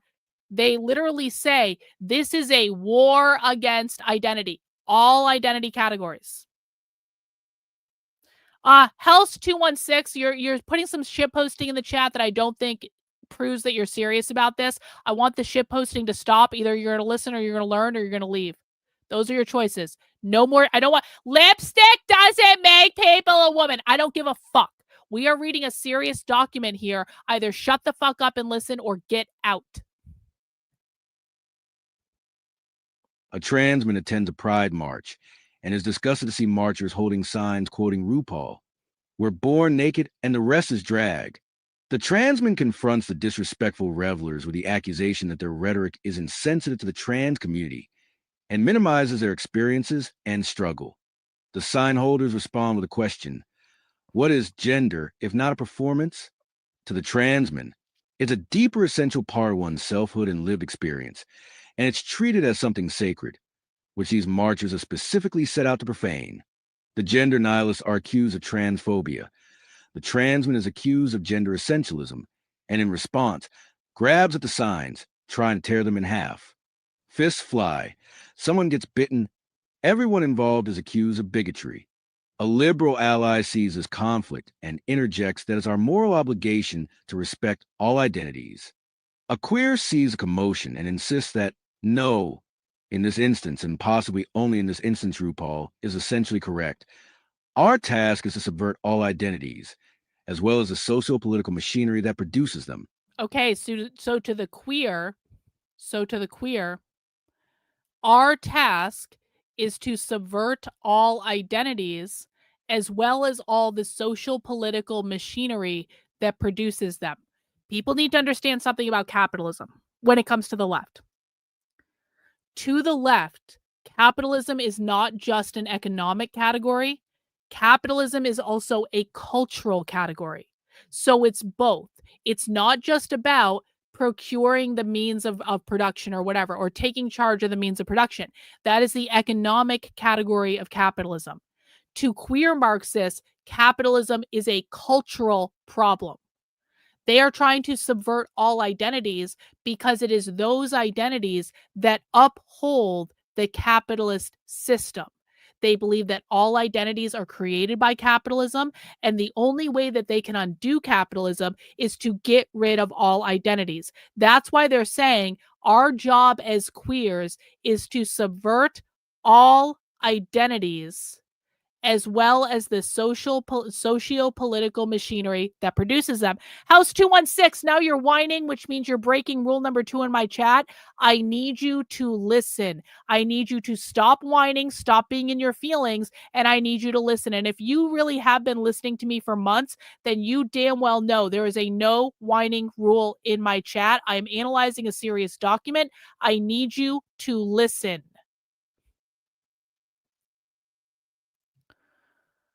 A queer sees a commotion and insists that no, in this instance, and possibly only in this instance, RuPaul, is essentially correct. Our task is to subvert all identities, as well as the socio-political machinery that produces them. This isn't a hypothetical fictional scenario, but a real-life conflict we witnessed and been involved with several times. One particularly irate trans woman once tried to have me killed for saying gender is fake. I'm going to keep saying it. In a book criticizing queer analysis, trans author Julia Serrano writes, "If one more person tells me that all gender performance, I think I'm going to strangle them." Okay, I want to talk about the idea of gender performativity because they've already hit on the idea of gender performativity a couple times. The idea of gender performativity comes from Judith Butler. Judith Butler's whole position is that we perform our gender. We do a performance of what we think it is to be a man, or we do a performance of what we think it is to be a woman, okay? The goal of Drag Queen Story Hour was never to sexualize kids. The goal of Drag Queen Story Hour was to teach kids that gender is a performance, that you can change your gender as easily as you can change an outfit, that it's fun to put on sparkles and twirl around, and that you are changing your gender when you're a boy that puts on a dress with sparkles and you do a twirl because you are performing your gender. Drag Queen Story Hour was designed to subvert the gender binary. Okay, you're leaving? Bye. Bye. You can get the fuck out. You're permanently banned from the chat for announcing your departure and whining like a little fucking bitch. Guys, if you ever want to get permanently banned from my community, continue to whine and complain when I'm trying to teach people an important concept and make it all about you. You are not welcome. Get the fuck out of my Discord. Like, seriously. So does everyone understand? Like all of the crazy shit that they do around queering kids in school, it all has the purpose of teaching kids that gender is not real. And they're actually blaming the doctors. They're saying it's the doctors that's trying to medically transition these kids. We're just trying to say that gender isn't real. It's the doctors who are trying to medically transition them. Isn't that funny? Isn't that funny?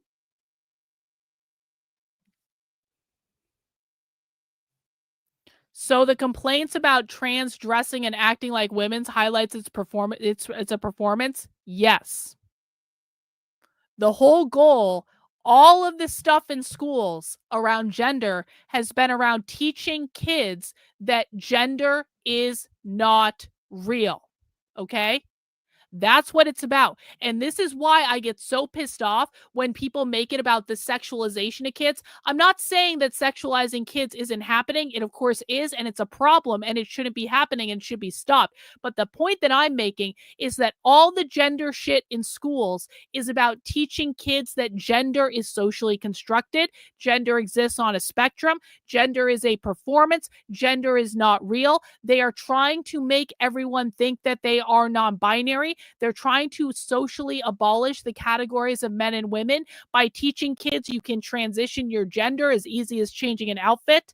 Does everyone understand? Christy says, yes. So they actually blame child medical transitioning on capitalism. Yes. Bravo. Claps for Christy. That is a great point. Yes, that is exactly what this document is saying. They're saying, it's not us that's trying to medicalize the kids. It's the doctors. It's the capitalist system that's trying to medicalize the kids. It's the fucking doctors who are reinforcing this mental illness. They're calling the idea of gender a mental illness. Because queer Marxists don't believe you need to medically transition. They never have. It's the doctors that are pushing the medical transition to make people think they're transitioning within the gender binary. So the medicalization of kids is a problem of capitalism, according to them. Everyone understand? Is everyone tracking? This is a lot tonight, guys. Congrats if you're hanging in there, because this is a lot. But it's deeply important. And when you guys understand this document, and we aren't even halfway through it yet, you will understand more about the queer Marxist left than anyone doing commentary in this area. So I know I'm being harsh in the chat and strict in the chat. I just really need everyone to lock in, because this is some complex shit. If one more person tells me that all gender performance, I think I'm going to strangle them. They go on to insist that it's easy to make assertions like that when you aren't, for instance, facing the threat of being sent to a men's prison, despite occupy a position on the femme side of the gender spectrum. We respond by questioning what world Julia has been living in which genderqueers aren't doing HRT and undergoing the same surgeries as trans people. In what world are queers safe from sexual violence? When as to sexism ever left gender abolitionists unharmed, a neo-Nazi once tried to stab me for my gender presentation. After breaking their face, I had to run from the cops responding to calls from spectators. Another time, my gender deviance attracted the attention of a group of about 7 or 8 straggots armed with baseball bats. Luckily, I was carrying pepper spray that time. They couldn't bash me very well while blind and choking. Unluckily, another onlooker called the cops, and I had to disappear again. I could tell more stories, and others have had a much harder time than me. But, tragically, those with the most upsetting stories are no longer here to tell them. The only reason I can tell my stories is that I've been fairly lucky, all things considered. Point is, queers are not safe from the violence trans people have to deal with. We get attacked by transphobes on one side for being trans, and then attacked by trans people on the other side for being transphobic. We get attacked by transphobes on one side for being trans. They're talking about Republicans and conservatives there. And then attacked by trans people on the other side for being transphobic. They're talking about people who are medically transitioning, who believe in upholding the gender binary. They're saying they're being attacked by both sides because queer exists outside of the gender binary. It's easy to write off criticisms of people with a worldview that contradicts your own if you simply imagine that they haven't been through what you have, and therefore you reason they have nothing of consequence to add to the discussion. But that's not reality. Many will say, have said, don't queers and trans folks have more in common in terms of struggles and goals than they have against one another? To these people we say, we thought so too. You might want to tell that to the trans people who keep accusing us of transphobia and try to silence us and exclude us from progressive spaces every time we criticize gender. And to the handful of trans shitlibs who nonsensically accuse queers of adopting a gender nihilist stance as an excuse to indulge in a secret inclination toward transphobia.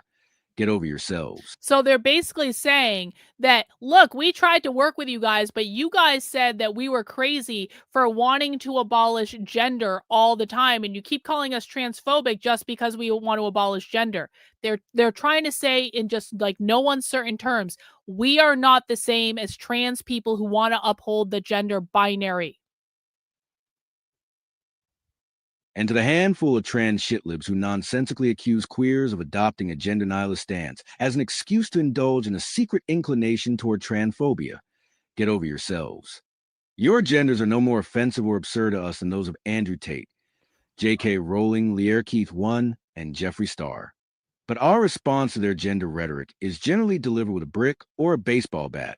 There are, of course, many people who use the word trans more broadly to mean anything other than cis, which, of course, includes queers, but trans, when conceptualized as an alternate identity within a gender framework that oppresses all of us, what Monique Wittig called the myth too, and especially when those trans people are willing to fight to defend that oppressive structure, must be recognized as a reactionary component of the status quo. Trans represents progressive gender reform, Wow. whereas queer represents anarchic gender nihilism. Wow. Furry is not a part of this, guys. And I've told you specifically, Kenny, on more than one occasion now, furry is not a part of this. Furry has nothing to do with this. The person that shot Charlie Kirk is not a part of this. They don't mention furry, do they? Do you want to know why they don't mention furry? Because furry is not a part of this. Anyone who thinks furry is a part of this does not understand the queer Marxist left. When the queer Marxist left has sexual fetishes, it's around BDSM, spanking, domination, whipping, leather, power plays, tying people up in ropes, stuff like that. Furry has nothing to do with any of this. Furry is a different fucking thing. Let's go back to this. There are, of course, many people who use the word trans more broadly to mean anything other than cis, which is, of course, includes queers. But trans, when conceptualized as an alternate identity within the gender framework that oppresses us, Because remember, they believe that the gender framework of men and women were created by capitalism. And especially when those trans people are willing to fight to defend that oppressive structure, must be recognized as a reactionary component of the status quo. What they're saying is, again, and I hate to keep repeating myself, but they're repeating themselves over and over and over in this document. When you are saying trans as in transition from man to woman or woman to man, you are upholding an oppressive status quo, the oppressive structure. It is the structure of the gender binary that is the thing that they are trying to abolish. So if you're saying I'm transitioning from man to woman or woman to man, you are fundamentally upholding, and what they say here, willing to fight to defend that oppressive structure, and that must be recognized as a reactionary component of the status quo. They're saying that trans people who are transitioning from man to woman or woman to man are a reactionary component of the status quo because they are trying to uphold the oppressive structure of gender. And then they put a real point on it when they say trans represents progressive gender reform, whereas queer represents anarchic gender nihilism. Trans upholds gender, queer abolishes gender. They could not be more clear. Does everyone understand the difference between trans and queer? If you understand the difference between trans and queer, write it in the chat right now. This should be one sentence. This is not difficult. I want no, don't just say one and don't say understood. Write the definition write the difference between trans and queer in the chat right now. Don't just nod. No, write what it means. Guys, do not put one in my chat. Listen to what I am saying. Do not say I understand. Listen to what I am saying. If you understand what it means, write what it is in the chat.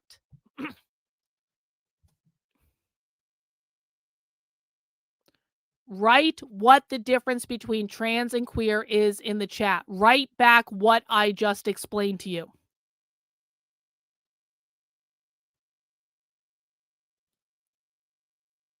You do not understand something if you can't explain it, guys. You do not understand something if you can't explain it succinctly. No, I didn't say that trans is transitional. I didn't say that. No. This is why I'm telling people to write that. That's not what I said at all. See, we're seeing in the chat, wait, so trans upholds gender and queer now abolishes gender? It's always been like this. This is not new. This is always what it was. Now I'm seeing people. You're not going to get... I'm going to be very clear. You're not going to get banned for giving the wrong answer. You will get banned if you whine and complain like a pussy. Do not fucking complain that I asked you to define something in the chat and say, I'm scared I'm going to get banned. You will get banned for whining and being a pussy. I'll tell you that right now. I can't write a definition in the chat because you're mean to me. Truth hurts. I don't see your definition between trans and queer, and that's really all I want to see in the chat right now. I don't want to see anything else. Aha. Let's see what Justin says. Trans from their perspective is... No, we don't say from their perspective. That's not what we say here. Trans is about... No. Justin, Justin, you didn't listen to the question. The question is, what is the difference between trans and queer? You did not listen to the question, so no, you get a failing grade on that. You didn't answer the question I asked.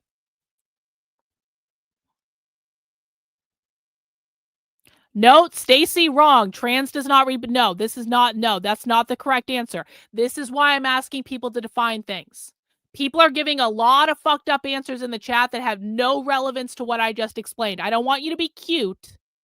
I want you to explain the difference between trans and queer as I have explained it to you so that I know you were listening and that you comprehended what I said. No, this is not correct, States of the United. No, that is not correct at all. Explain it as I have explained it.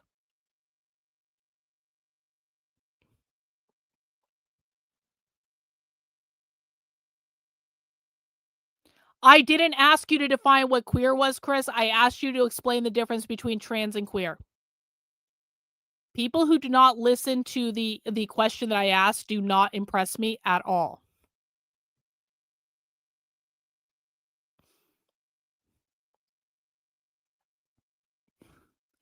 Okay. If you said something to and there were a lot of correct answers in the chat, and I probably should have called out more of the correct answers. If you said something anywhere related to trans upholds the gender binary, queer wants to abolish the gender binary. That is the difference between trans and queer, and that is the question that I actually asked. I didn't ask you to define queer. I didn't ask you to define trans. I asked you what is the difference between trans and queer to make sure you understand that when we are talking about trans as in transition, they uphold the concepts of men and women. When we're talking about queer as in transform or transcend gender, they want to abolish gender entirely because they want to abolish all identity categories.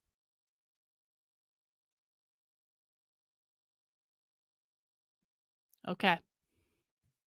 If you didn't get it yet, rewind and rewatch it again. I guess we have to move on. As a reactionary component of the status quo, trans represents progressive gender reform, whereas queer represents anarchic gender nihilism. There are two queer genders, the creative nothing, 3, and the destructive nothing, 4. Oh, good. Trump's FBI has established a new... Hang on, they got another quote. They've got a quote from Baden here. Baden is the anti-civilization gender nihilist.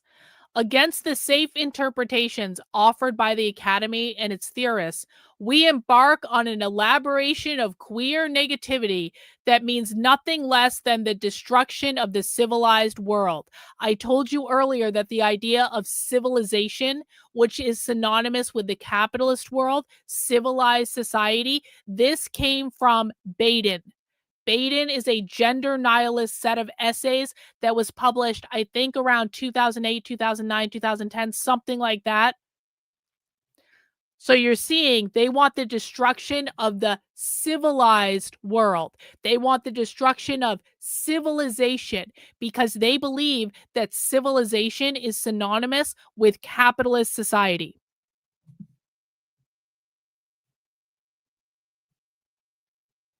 Trump's FBI has established a new vocabulary for gender deviant terrorists. NVEs, or nihilistic violent extremists, individuals who engage in criminal conduct within the United States and abroad, in furtherance of political, social, or religious goals that derive primarily from a hatred of society at large and a desire to bring about its collapse by sowing indiscriminate chaos, destruction, and social instability. Proving once again that the fascists who aim to eradicate us understand us better than the liberals who aim to assimilate us. Only in repeatedly describing Proving once again that the fascists who aim to eradicate us understand us better than the liberals who aim to assimilate us. Well, certainly the fascists do on this channel. I will say that. Only in repeatedly describing the people they're referring to here as trans, they show that they conflated trans people with queers. There are... Okay, now we have a quote from the Mary Nardini Gang. The Mary Nardini Gang, for people who are unfamiliar with them, was a group of queer militants in Milwaukee, Wisconsin, that was active around about 2008 through around about 2012. They were part of the Bashback movement, but they produced a series of essays that are hyper relevant. The essay that I talk about the most is called Towards the Queerest Insurrection. We have analyzed Towards the Queerest Insurrection multiple times on this channel. They also produced an essay called Be Gay, Do Crime, though they did that much later. That was around about 2018. So they were writing past 2012, but really the heyday of the Mary Nardini Gang was much earlier than that, okay?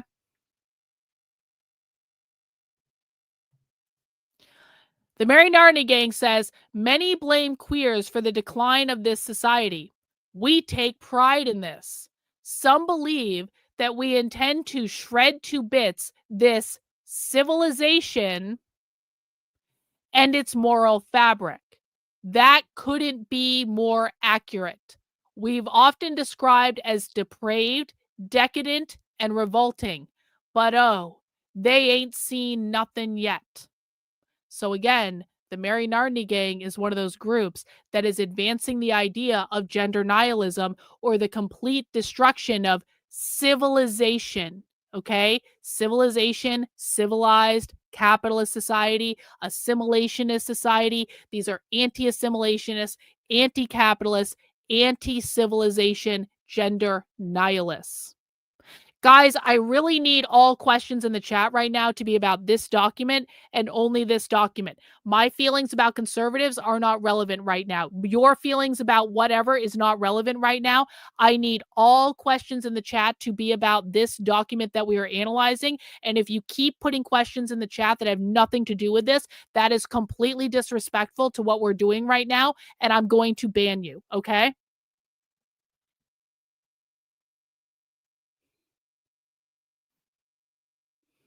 There are undoubtedly some kindred spirits who identify as trans, who also fit perfectly in the FBI's description of envious words can be tricky, and identities like trans are used by a wide variety of people, but the definition provided for NVEs is almost verbatim the way queers have been defining ourselves and our insurgency for decades. Obviously, we won't act surprised that they're labeling us terrorists and accusing us of wanting to destroy society when we state that we're terrorists out to destroy society. But I just hang on. I want to remind people that when they say NVE, they mean nihilistic, violent extremist. For people who came late, NVE means nihilistic, violent extremist. It is the name of the group that wrote this document. Guys, if you're asking a question, I'm going to say this again, because as soon as I said don't ask questions that are not related to this document, a lot of people ask questions that are not related to this document. If you have general questions about queer activism, you need to save those until the end, okay?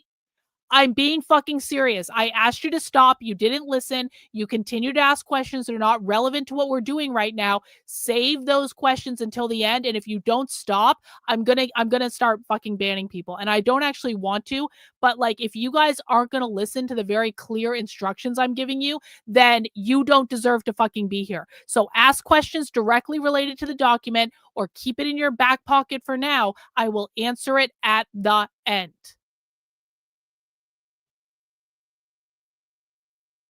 But there are undoubtedly some kindred spirits who identify as trans, who also fit perfectly in the FBI's description of envious words can be tricky, and identities like trans are used by a wide variety of people, but the definition provided for NVEs is almost verbatim the way queers have been defining ourselves and our insurgency for decades.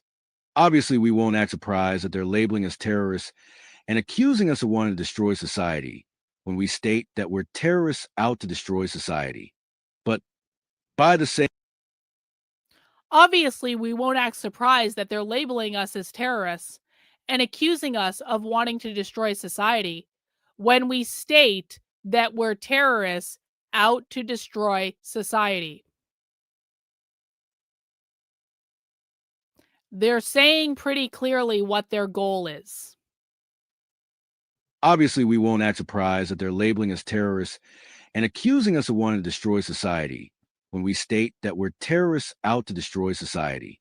But by the same token, they can't reasonably pretend to be surprised that we want to destroy a society that's built to oppress and kill us. It's late 2025. In the past few months, in the U.S., science and healthcare have been derailed. Trans prisoners have been moved to the prisons associated with the genders they were assigned at birth. The LA Pride office was vandalized. DeQuane Dream Johnson was shot dead in Washington, D.C. for being trans. For people who were arrested on felony charges in Florida for putting rainbow chalk on a crosswalk.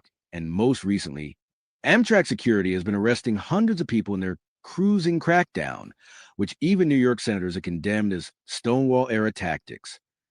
And at least 20 of those arrested have been turned over to IC for deportation, illuminating clearly the intersectionality of queer and anti-racist struggles. Okay, I want to emphasize this. Queers for Palestine is not chickens for KFC. Anyone who says Queers for Palestine is chickens for KFC is a retard. Queers for Palestine means we are all oppressed by the same capitalist system. Queer people are oppressed by the same capitalist system, as Palestinians are also oppressed by the same capitalist system. Okay. Hey, Justin, did I not say several times that if you don't have a question related to the document right now, don't fucking ask it now? Bro, you are like on dangerously thin ice. You say you like my channel, you need to start listening to what I am fucking saying, because you are on dangerously thin ice of getting yourself permanently banned because you are not listening to what I am saying. Now, if you have that question, you can ask it at the end, which is what I already fucking told you.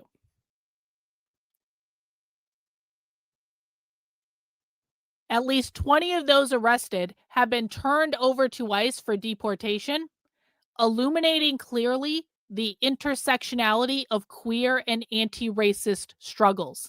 They are saying that queer people are in a fight against ICE. Anti-racists are also in a fight against ICE. All of these struggles are the same thing because ICE represents the police and the police represent capitalism.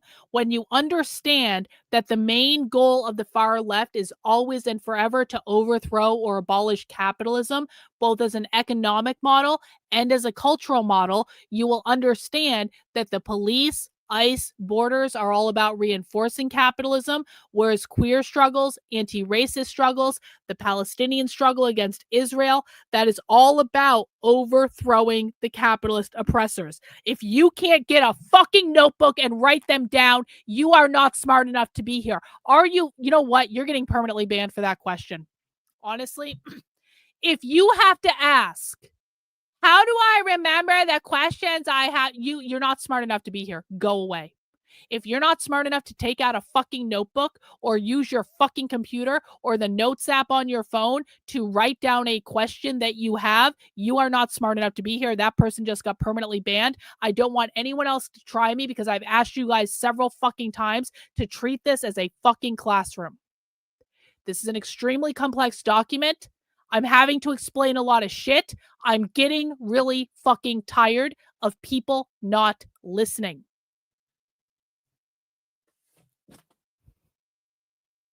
And at least 20 of those arrested have been expanding our view globally.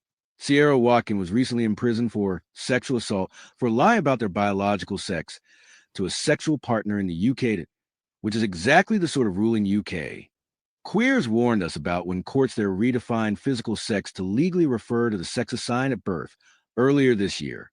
In Ghana, queer bashing attacks are on the rise, paralleling the intensification of prison sentences for not being straight.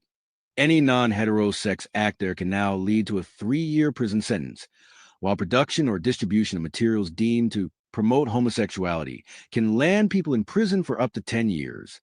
Any non-cishet identity or behavior still carries a death sentence in many places in the Middle East and some African nations. And in other places, it's punishable with a prison sentence, which for many queers is just a death sentence by another name. The gays tell us that violence begets violence and will only lead to conservatives branding us all terrorists and coming after us, which, of course, is exactly what they're already doing. Queer has always meant terrorist. Queer has always meant terrorist. Oh, good. Oh, good. They're being explicit about it now.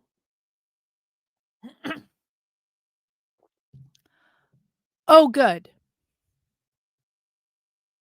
Queer has always meant terrorist. Queers are the sexual and gender deviants who, when faced with a choice to lie down and die or fight back, choose to fight. We know, as well as anyone, that we very well may still die. Some of the best of us already have. But if we're lucky, we can take some of those smug bastards down with us. I want to really emphasize this. Queer Marxists are willing to die for their cause. This is why. Do you guys want to know why I scream and scream and scream that the Trump administration is not taking this seriously? Because the Trump administration isn't doing anything related to the document that we're reading right now at all. The people who wrote this document are not being impacted by any fucking thing the Trump administration is doing. And these are the people that are announcing themselves as the terrorists. They're saying we are terrorists and we are willing to die for our cause. And we want to undo all of society. They are being explicit. And you guys want to know why I say I know more than the FBI? Why isn't the FBI looking at this? Why isn't the FBI trying to hunt down the people who wrote this document right now? The FBI has no fuck off idea about this document because they don't actually pay attention to what the real far left is saying. Yeah, why hasn't Andy No talked about this? I was to understand that Andy No was the top leftist reporter on the internet and that he was informing his audience of everything. Why isn't Andy No talking about this and teaching this to his audience? I told Andy No about all this shit months ago. I have the receipts that I told Andy No about all this shit months ago. And he still doesn't pay attention. And then he wanted to smear me because he's afraid of me. Andy No should have been on this last fucking month. But we're ahead of him. So, it is what it is. But if we're lucky, queer has always meant terrorist. Queers are the sexual and gender deviants who, when faced with a choice to lie down and die or fight back, choose to fight. We know, as well as anyone, that we very well may still die.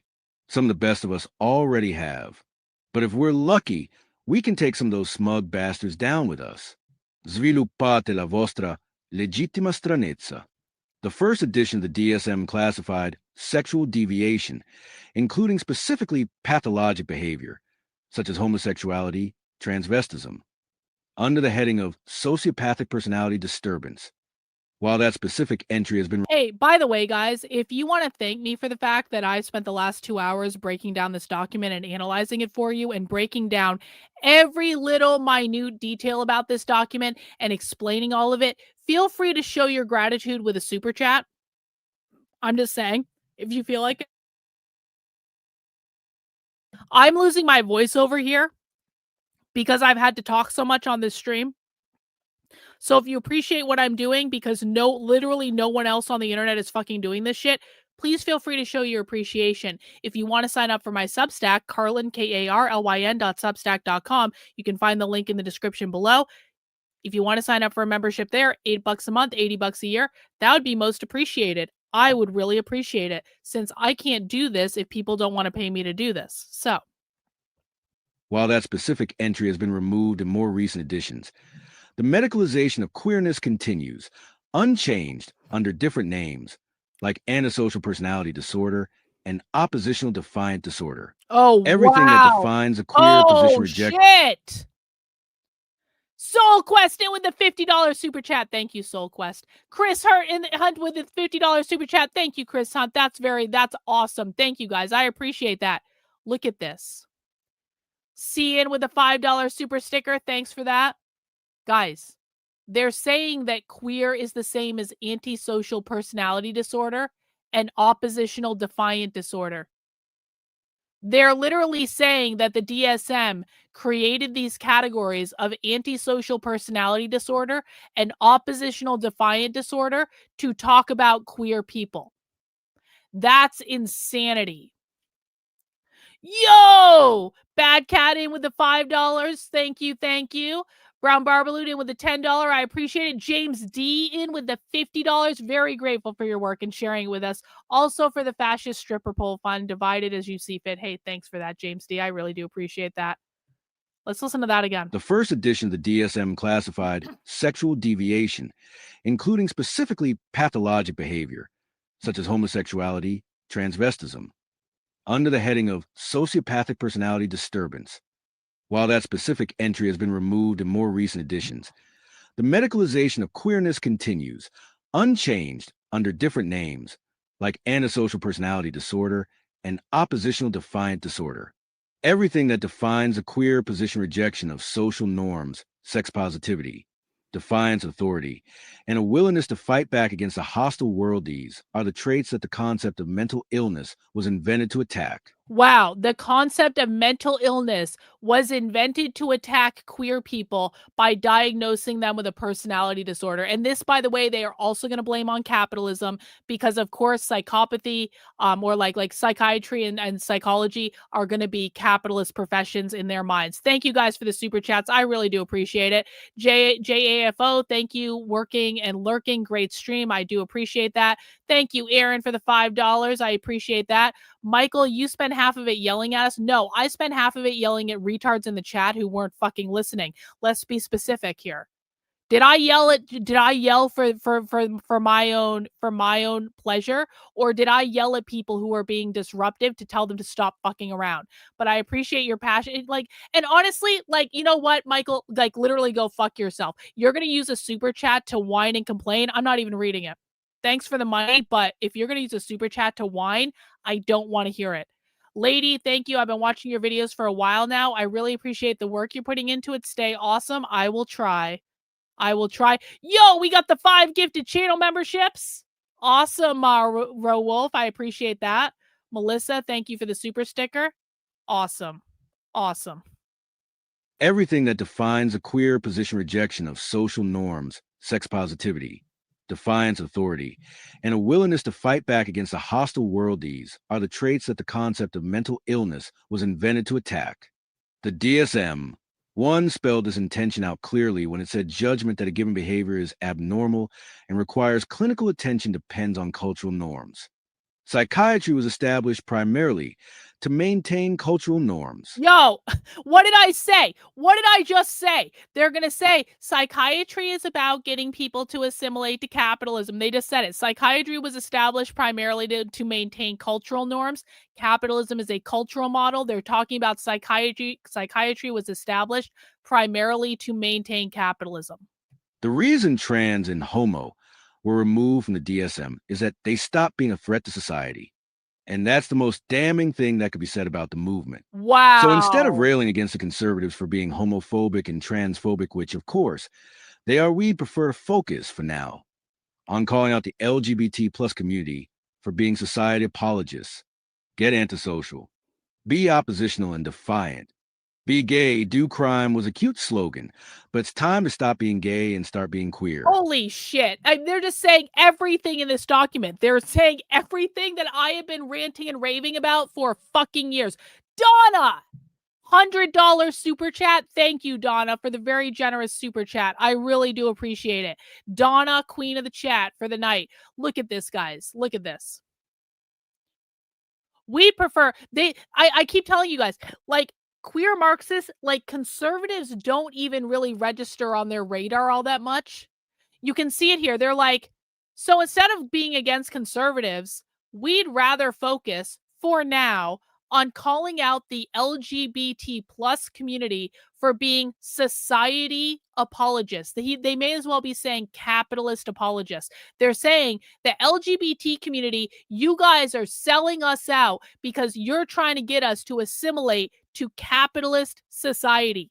Get antisocial, be oppositional and defiant, be gay, do crime, marry Narnia gang was a cute slogan, but it's time to stop being gay and start being queer. Gay and queer are not the same thing. Gay assimilates to capitalist society. Queer is in complete defiance of capitalist society. Yeah, they do not like gays. So the question Lucid is asking, are they willing to be terrorists, literally to die against gays? Yes. Yes. It's not about being gay or trans. Queer has never about been being gay or trans. Queer is a far left political ideology. If the gays are getting married and having capitalist jobs and contributing to capitalist society and assimilating, they don't consider them to be on the same team. Gays are assimilationists. Queer are anti-assimilationist. Queer is a verb meaning subvert. We don't want Okay, it's got another quote from the Mary Narndi gang here. Queer is not merely another identity that can be tacked onto a list of neat social categories, nor the quantitative sum of our identities. Rather, it is a qualitative position of opposition to presentations of stability, that might as well say capitalism, an identity that problematizes the manageable limits of identity. So someone asked earlier, they said, isn't queer just another identity category? And that was actually a rather astute question. And I forget who asked that. And so I apologize. But like, so what they're saying here is queer is not an identity like man or woman or any of these other socially constructed categories. The entire purpose of queer is to be in opposition or defiance to the capitalist norm. So they're actually explicitly saying, the Mary Narndi gang has explicitly said, this is not just another social category. This is not a social category constructed by capitalism. Okay? Does everyone understand the difference? Actually, this is a good point, Seven Lilies. Seven Lilies says the Castro district in San Francisco is capitalist. The Tenderloin is where queers thrive. That is absolutely correct. The Castro is capitalist. It's gay. It's LGBT. The Tenderloin is where the queers are. That is 100% correct. We don't want trans people to be incarcerated in the prisons that match their identities. We want to raise every prison to the ground after locking the cops inside them. Queer is an anti-cop, anti-prison ideology because they believe that cops and prisons uphold capitalism. We don't want trans people to be incarcerated in prisons that match their identities. We want to raise every prison to the ground after locking the cops inside of them. Isn't that nice? Because they believe in killing all cops, literally. Jump for Joy, thank you for the super chat. Have a toddy before going to bed. I am going to have a toddy before bed. That's a great idea, actually. Thank you for bearing with us, newbies. I have a membership. So did I switch it to the other Substack membership? If you want to support on YouTube, that's totally fine. If you want to support on Substack, that's totally fine too. I just prefer Substack, but I don't mind people supporting on YouTube. Whatever's easiest for you, and I really do appreciate that. So thank you. And I don't mind newbies, guys. I want to be very clear. I don't mind newbies that are asking good and thoughtful questions. I mind people who are shitposting and being disruptive. So I appreciate newbies that are staying through this tonight because this is a lot. Thank you, Mason, for the super sticker. I really appreciate that. We don't want trans people to be incarcerated in the prisons that match their identities. We want to raise every prison to the ground after locking the cops inside them. Of course. And we don't want acceptance within a system that arbitrates who's considered sane or incapacitated and determines what legal rights each person is entitled to on those grounds. We want to put the DSM to good use for once, as kindling when we put their asylums to torch. Queer is not spicy gay or a catch-all for LGBT plus identities, but a rejection of identity and revolt against the ideologies and infrastructures that shackle physical and mental traits to arbitrary categorical boxes. Like, you know what's so funny about this? And I think Reagan and Tony and probably Mizakan and many others will appreciate this. If I personally was like, Karlyn, let's go through the exercise of actually writing a queer manifesto, what would that queer manifesto say? So if I was doing a thought experiment where I wonder if I know enough about queer Marxism to actually write what a queer manifesto would look like, it would be this document. Like, this is everything that I've been fucking saying these people believe for years. Queer is not spicy gay or a catch-all for LGBT plus identities. They're saying gay and queer is not the same fucking thing, you retards. Yeah, I did not write this. This is actually just a real thing. But a rejection of identity and revolt against these ideologies and infrastructure that shackle physical and mental traits to arbitrary categorical boxes. Queer is not about being gay or trans. Queer is about the complete rejection of identity altogether. Queer is not spicy gay or a catch-all for LGBT plus identities, but a rejection of identity and revolt against the ideologies and infrastructures that shackle physical and mental traits to arbitrary categorical boxes. We recognize gender itself as a product of sexism, and we fight for a future in which no one is required to choose one of two or even three ambiguous, amorphous labels to define themselves on a government ID, in which science and medicine are not inhibited by vague terminology like man, woman, female, male, etc., which fail to. We recognize gender itself as a product of sexism. That is a reference to the patriarchy. The patriarchy is the gender hierarchy in which men are over women. We fight for a future in which no one is required to choose one or two or even three of the existing genders just to have a label on a government ID because they want to overthrow and abolish the government, in which science and medicine are not inhibited by vague terminology like man, woman, female, male. They want to abolish the categories of gender. That is what this has been about this entire fucking time. Which fail to take into account the complexity and diversity of bodies, a world in which no one is told how they must dress or behave, what body parts they must or must not have, and what lifestyle, aesthetics, personality traits, and lovers are acceptable for them, based on what genitals they were born with. Every component of our modern world was shaped. Oh, this is actually a good question from Andy. This is a great question. So they don't even consider themselves as the Q in LGBTQ. You have to remember, they were not the one that came up with that term.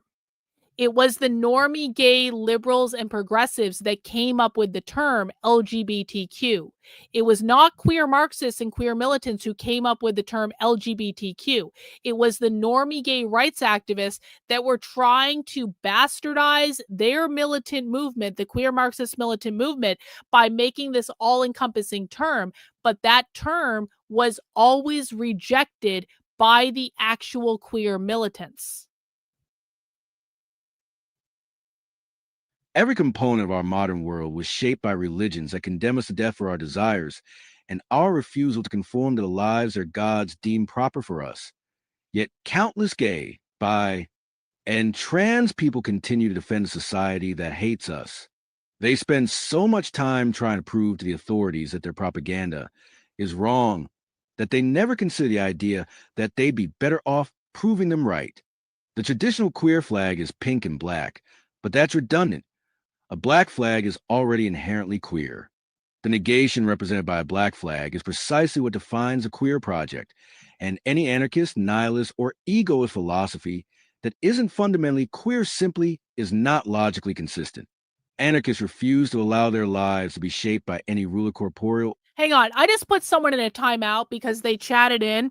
This seems a little unhinged from reality. Let me see exactly what they said.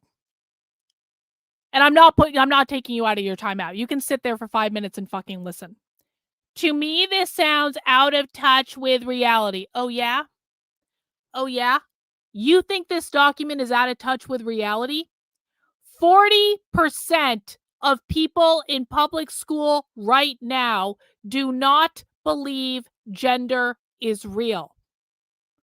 I don't know how they're going to do this. This is out of touch with reality. They have already brainwashed 40% of your children in the public schools to believe that gender is not real. That is in reality right fucking now. In some schools it's more, in some schools it's less, but it is around about almost 50 fucking percent of young people today do not believe that gender is real. And it is all because of this ideology, because this ideology is where that idea came from. If your kids think gender is non-binary, gender is queer, gender is a spectrum, you can change from man to woman or woman to man. You can change your gender like you change an outfit. If your kids believe any of that, they have been influenced by this ideology. This shit is taught in public schools,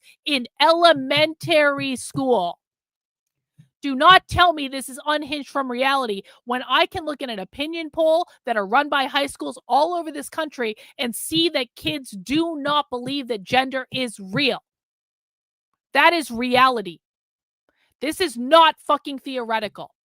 They have been doing this for years and years and years and years and years, and no one has been talking about it because everyone has been distracted by pedophilia. Because every time this subject gets brought up, conservatives go, pedophilia, and they make it all about sexualization of kids when it was never just about the sexualization of kids. Sexualization of kids isn't even connected to this. It's a completely different problem, but conservatives didn't want to fucking hear that. And when you try to explain this to them, they go, oh, so you're a pedophile apologist. If you try to tell fucking conservatives that this is about abolishing gender, they don't fucking listen. And then they go, I don't know, Karlyn, this document seems unhinged from reality, except that 40% of kids in public school today don't believe that gender is real. And no one's talking about it. And no one's doing anything about it. And conservatives who don't want to fucking listen deny that this is happening. Do you guys know how many times I've been labeled a fucking pedophile by conservatives because I try to explain this concept to them and they don't want to fucking hear it? More than you would think. Unbelievable. Anarchists refuse to allow their lives to be shaped. Unfucking believable. I'm so glad you keep it real with us. Yeah, I'm pissed right now. I am pissed. Thank you for the super chat, though. I am pissed. The negation represented by a black flag is precisely what defines a queer project, and any anarchist, nihilist, or egoist philosophy that isn't fundamentally queer simply is not logically consistent. Anarchists refuse to allow their lives to be shaped by any ruler corporeal or abstract that has to include gender roles and social norms.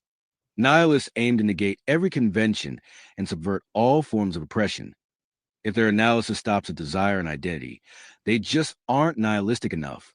And all egoists know that gender is a spook. Queers are nihilists. All right, I want to read that again. Anarchists refuse. These are anarcho-communists, okay? Anarchists refuse to allow their lives to be shaped by any ruler, any hierarchy. No, these have no. Do you see, Dana, do you see anything in this document at all about child love? The question is, aren't these people the same people that are normalizing child love? No. Have you seen anything in this document about age of consent? Have you seen anything in this document about sexualizing kids? Have you seen anything in this document about child love? This is their manifesto.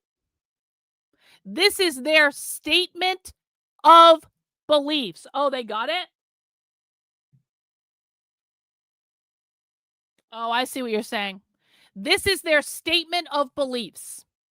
If these people had anything to do with sexualizing kids, it would be in their fucking manifesto. This has nothing to do with sexualizing kids. You are demonstrating why we can't have conversations about this topic, because every fucking time we try to teach conservatives about this topic, they say pedo, pedo, pedo, pedo, pedo, pedo, pedo, pedo, pedo, pedo, pedo, pedo, pedo, pedo, pedo, pedo. Every fucking time. This has nothing to do with it. It is a completely fucking separate topic. If it had anything to do with it, then they would have mentioned it in the fucking topic. Am I being clear? Or do I need to speak more slowly to the conservative brain that only heard pedo, pedo, pedo, pedo, pedo, pedo, pedo, pedo, pedo, pedo? This has been years of my life. I've been called a fucking pedophile by conservatives for trying to explain to them that queer Marxists do not talk about the child shit. Does everyone understand? I damn well hope so. I damn well fucking hope so. Ray says, God bless you, Dr. Cake, for keeping it real. Thank you, Ray. Thank you, Ray, for that.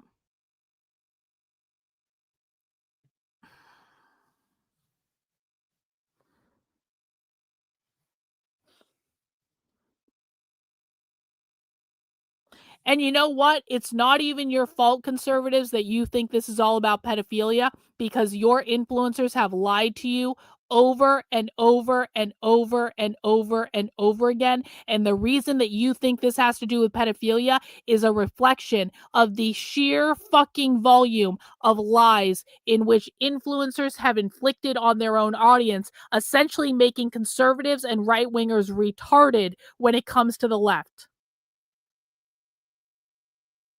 You guys want to know why I shout about conservative influencers like Andy No who don't inform their audience of this shit?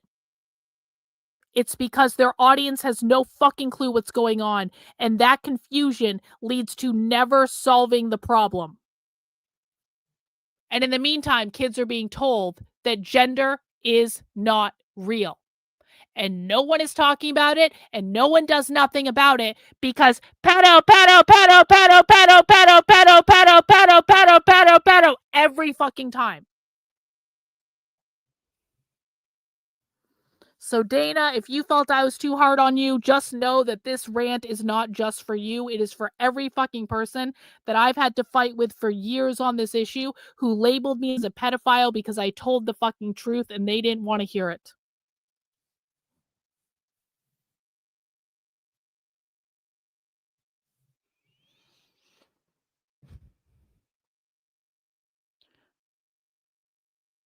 Where was I reading from? Anarchists refuse to allow their lives to be shaped by any ruler.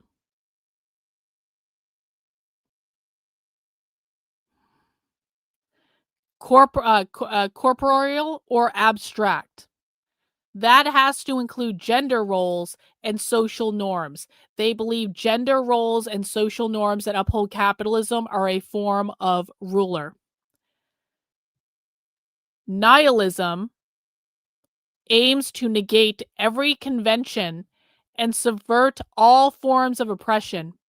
If their analysis stops at desire and identity, they aren't nihilistic enough. All egoists know that gender is a spook. And then there's a quote here from Max Stirner. Feuerbach raises the question, are you also more than male? One must indeed write off the entire masculine position. Okay, let's go back to this. Oh, they're about to get explicit about capitalism. That'll be fun. Queers are nihilists. We are violent. Anything that wouldn't be regarded as extremist by society's defenders isn't extreme enough to qualify as queer. We despise capitalism and religion and society they've created. The reactionaries are right about us. We despise capitalism. Ding, ding, ding. Religion. And the societies they've created. The reactionaries are right about us. Let's listen to that whole thing again.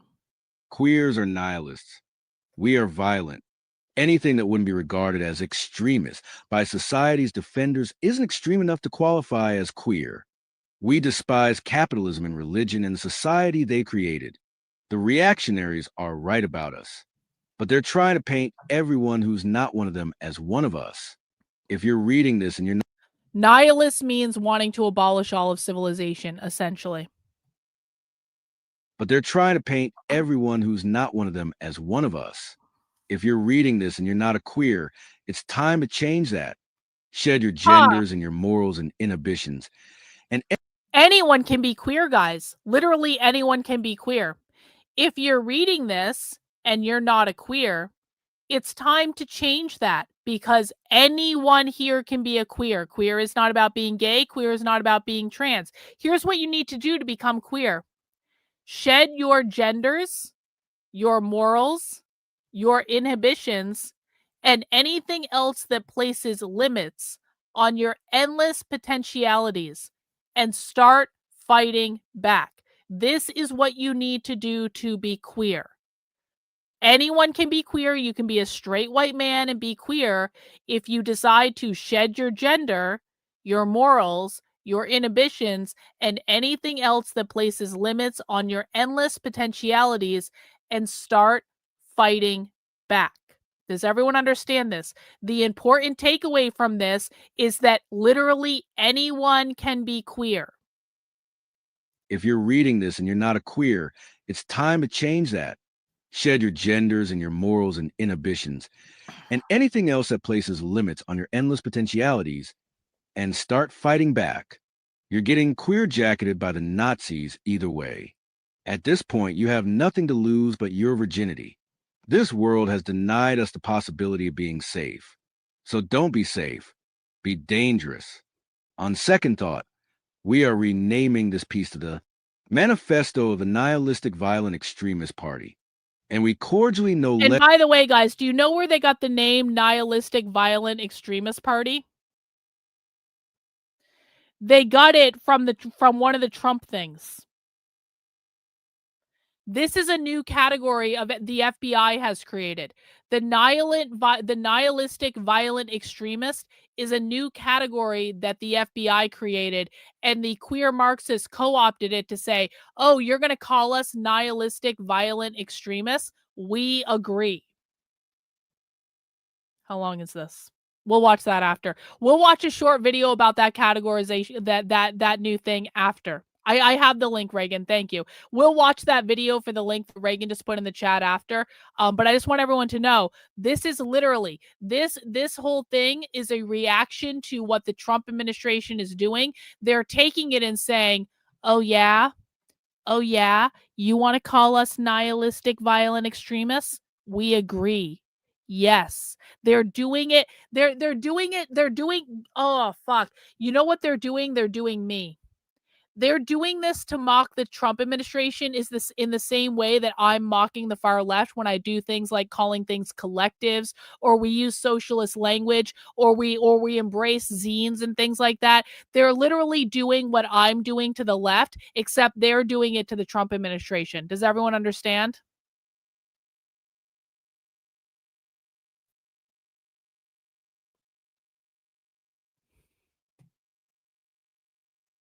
And we cordially know lecherously Manifesto of the Nihilistic Violent Extremist Party. And we cordially know lecherously welcome you to the NVP. These are our points of unity. We have no membership dues. Okay, their points of unity are sex is cool. The choice to not have sex is also cool. Both choices are equally cool as long as they're made freely and not coerced or forced. Any ideology that attempts to instill shame for sex or sexual desire is not cool. I'm being informed by my Sapier comrades that love and romance are also cool. Imagine the previous bullet points repeated with sex swapped out for love.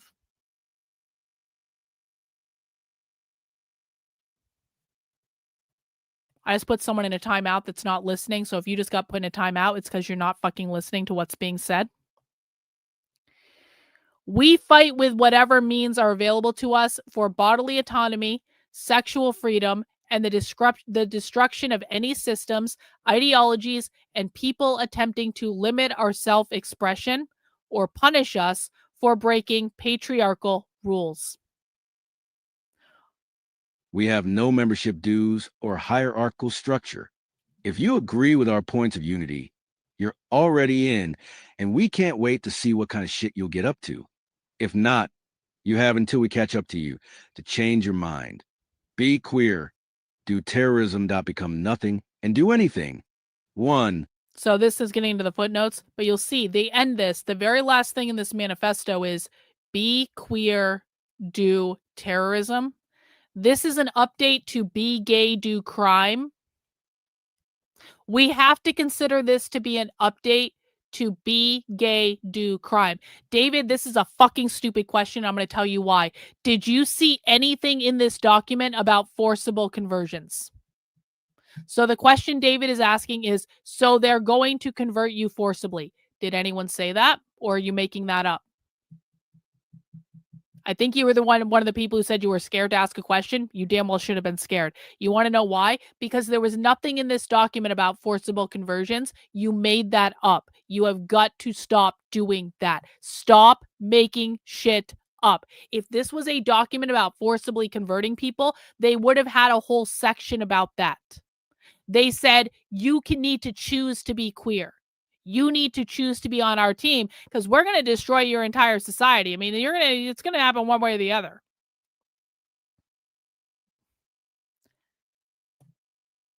It means they're going to overthrow. The question is, but that they said we have until they catch up. They're talking about overthrowing capitalism. After they overthrow capitalism, you are not going to have a choice to live in an anti-capitalist society. They're talking about the overthrow of capitalism.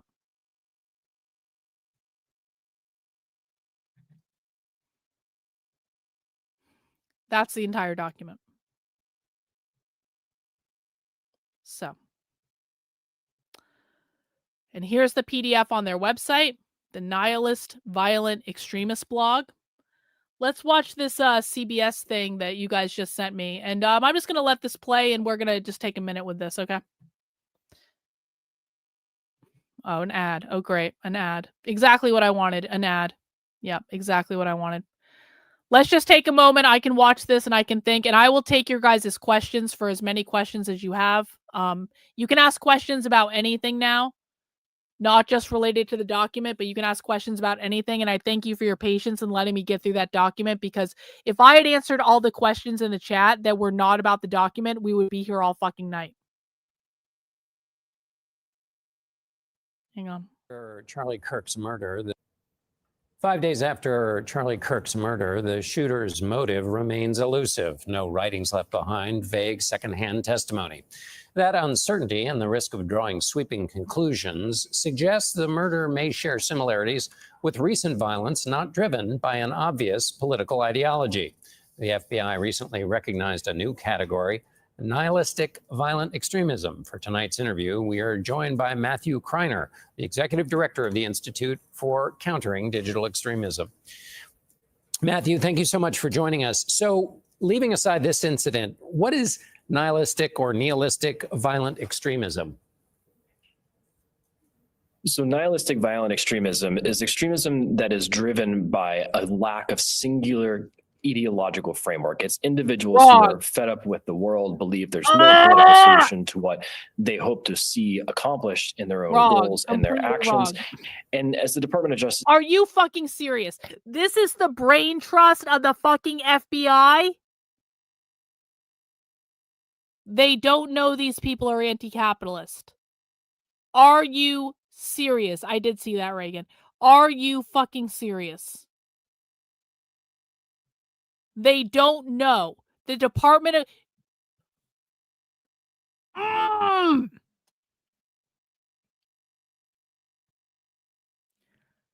You know, for months and months and months, I've been saying the FBI doesn't know what the fuck they're talking about. The DOJ doesn't know what the fuck they're talking about. The Trump administration doesn't know what the fuck they're talking about. And people are like, you really think you know more than the FBI?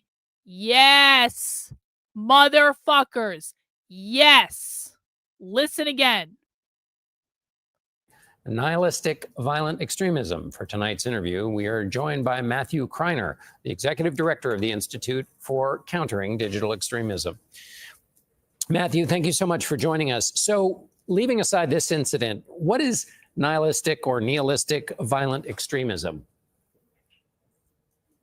So nihilistic violent extremism is extremism that is driven by a lack of singular ideological framework. It's extremism driven by a lack of singular ideological framework. Guys, we just read the manifesto of the nihilistic violent extremist party that formed as a direct response to this term being employed by the FBI, nihilistic violent extremists. Do you guys think they have a singular ideology? Do you guys think they're pretty fucking clear about what their ideology is? Because they wrote an entire fucking manifesto about it. And guess what? It's the same ideology that they have had for decades and decades and decades. It's the same ideology that I have been complaining about and screaming about and talking about literally for years now. I have been talking about this shit for years now. Nothing in this manifesto was new. Nothing in this manifesto should be a fucking surprise to anyone in the fucking FBI or anyone doing this type of work at all.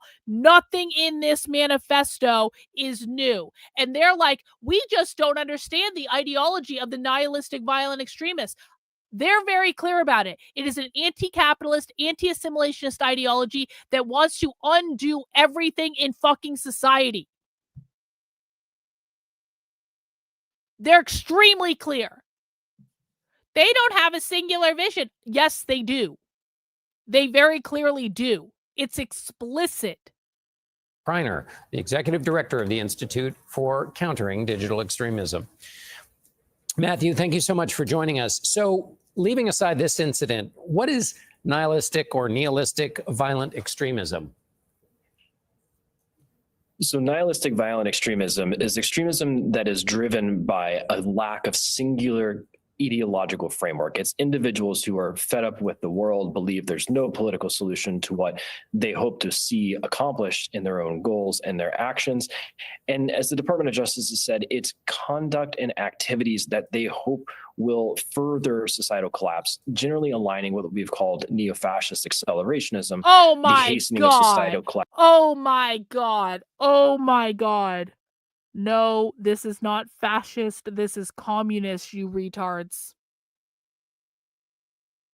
I'm not even watching this. They don't know what they don't know what the fuck they're talking about in this. I'm not even watching the rest of this. No, I'm not watching the rest of this. The point is that the term nihilistic violent extremist that the FBI is using, no, I'm not going to fucking send them an email. I'm not going to do this fucking people's work for them. No. Karlyn, get in touch with them. No. They should be doing their own fucking work. The point is that this group, the Nihilist Violent Extremist Party, this whole thing comes from that term comes from the FBI thing.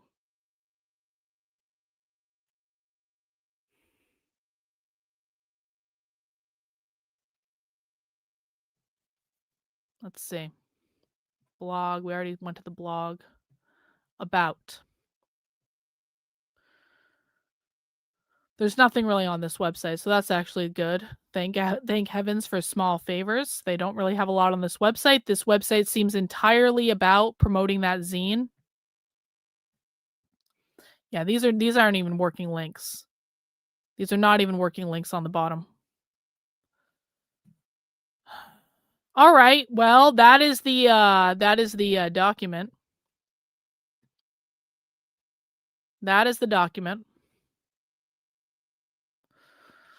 Oh, what is this thing that Reagan sent? Hang on. Let me pull up this thing that Reagan sent me.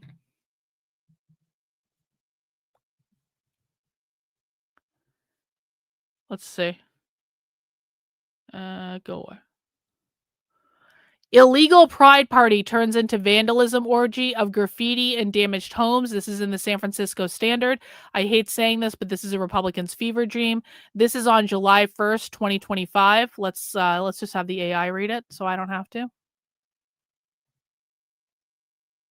A rowdy, unsanctioned pride party took a wild turn Saturday night in Soma when revelers graffitied homes along an alleyway and smashed the windshield of at least one car. It's the same pictures you're saying. It's the same pictures. Oh, I see. I see what you're saying. Okay. They used pictures from this thing in their in the actual document. I see. Okay, I see what you're saying. Okay. Thank you, Reagan. I appreciate that. Well, does anyone have any questions?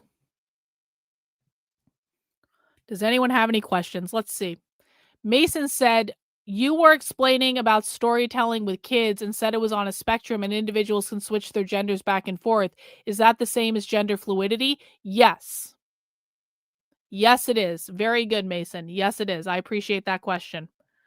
Why bother sending all these emails? Most of what Karlyn shows us is publicly accessible. That's exactly right. And this is why I fucking refuse. This is why I fucking refuse to be like, I'm going to inform the FBI about what's going on. I've been trying to inform these people for years and they don't listen. So am I going to waste my time? Hey, FBI, do you want to talk about this new Queer Marxist Manifesto in which they're declaring themselves terrorists? Do you guys want to do some shit about this? Do you guys want to do anything about this at all? I'm not going to waste my fucking time. They don't listen. They don't fucking listen. And you keep saying this guy's not from the government. I don't give a fuck. Let me say that again. I'm going to say it really loud. I don't give a fuck. Do you want to know why? Because the FBI doesn't fucking know what they're doing. There is like literally zero evidence that the FBI understands any of this. Zero evidence. So I don't give a fuck who that guy was on the news report. It doesn't actually matter. The FBI doesn't know what they are doing. They have no idea about any of this. No, this is not good news. You want to know why? No one knows who they fucking are. So no, that has not been addressed. Nothing has changed. There have been no fucking mass arrests. You got a lot of catching up to do, Justin. No, wrong.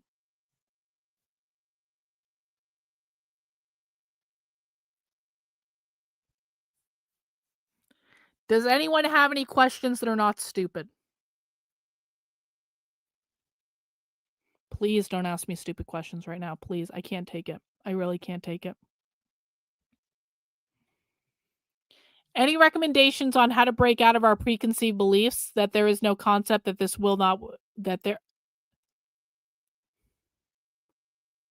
Bro, it's working right now, right in front of you. And if you can't hinge into reality, that is a you problem. You have to hinge into reality here. It's already happening. It's been happening for decades. You guys haven't done anything about it because you didn't want to acknowledge it. So my recommendation is to start realizing that every conservative influencer that you've ever trusted to inform you has lied to you because they don't know what the fuck is going on, and hinge back into reality. That is my suggestion.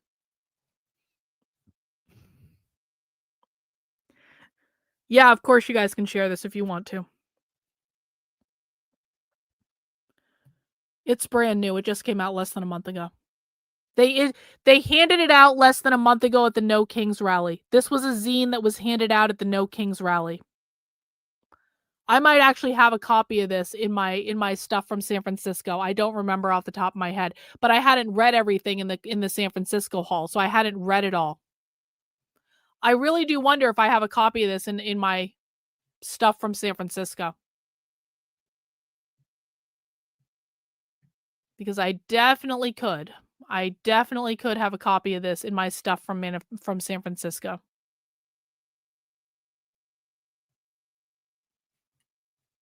I'm going to put the last part up there. There we go. Oh, you guys can't even see what I'm seeing right now. That's what I'm looking at. Bro, do you want to get permanently banned? Because I literally just told you to shut the fuck up and I explained why explicitly. Do you want to get banned tonight? Or do you want to keep whining about your fucking feelings?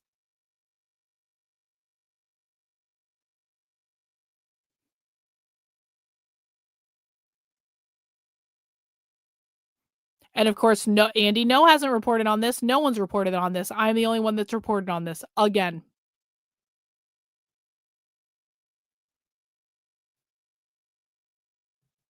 It finally made sense to you after this? Well, congratulations on getting through it. And I really do mean that. Listen, I know I've been yelling and I've been really pissed off on this stream.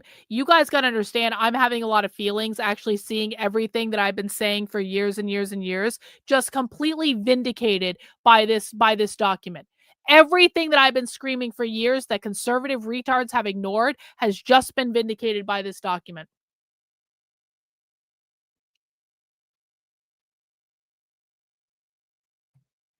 Jump for Joy, thank you for being a member of the channel for a month. YouTube channel membership or Substack, what is the difference? I have YouTube membership.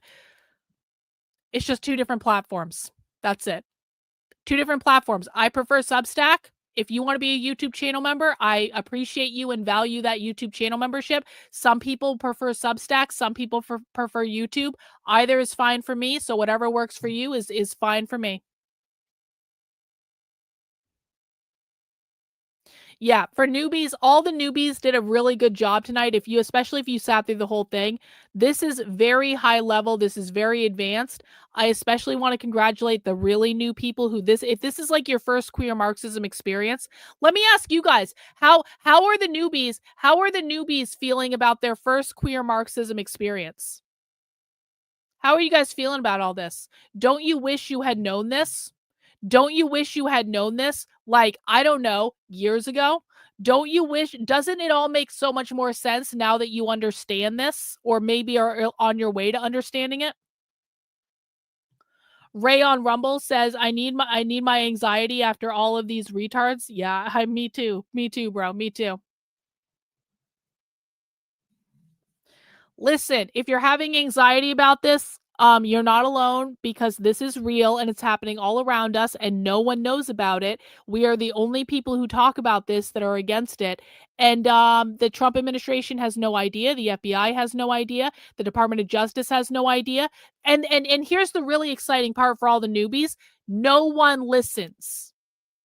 So people want to know why I yell all the time. It's because I have known this for years and I have been screaming it for years and no one fucking listens.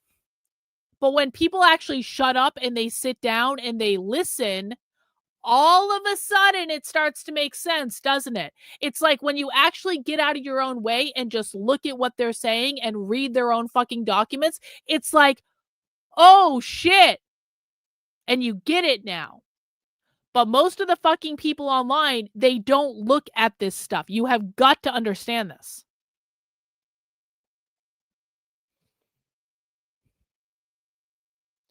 This is my first queer Marxist experience. MAGA and conservatives have no interest in understanding their enemies. That's a good way to lose. I agree with you, James. I agree with you. I agree.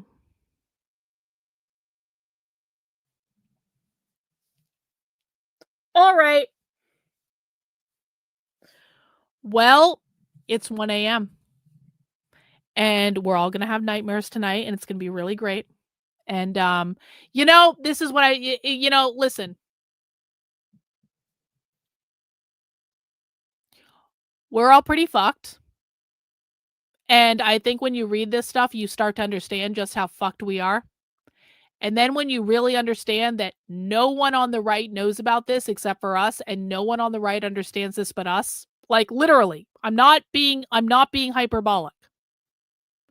Then you start to understand that we're really, really, really, really, really fucked. But just know, guys, we're all in the same place and we're together. And we are fucked, but we're all together. And we have a community of people, and we all know that it's over and that we're completely fucked, but we're all here together. And we're all in the same place. And this is why you may want to consider things like drinking and weed. And this might be a good time where if you've ever had dreams in your life that you haven't yet chased, it's a good time to start chasing your dreams, because who the fuck knows how long we're going to have, because I firmly believe that these people are going to try to overthrow the government in the next 10 to 15 years. So you may only have another 10 to 15 years less by which to chase your dreams in life. So what's holding you back from chasing your dreams? Aren't there things you want to do before we're totally and completely fucked? Aren't there things you want to do before the overthrow of the federal government? Aren't there things that you want to do and see, and money you want to make, and businesses you want to start, and books you want to write, and all of that stuff? This is the time to do it, guys. You want to know why? Because we are fucked. We are really fucked. And so you got to get it in now while you can. I'm actually not. I sound like I'm being sarcastic, but I'm also just giving sage life advice. You can die never having done the things that you want to do because you're afraid, or you have some bullshit excuse, or you think it's going to be hard. Well, yeah, it is going to be hard, but would you rather give it a try, or would you rather die never having tried? And again, we're a community of people here. We support each other.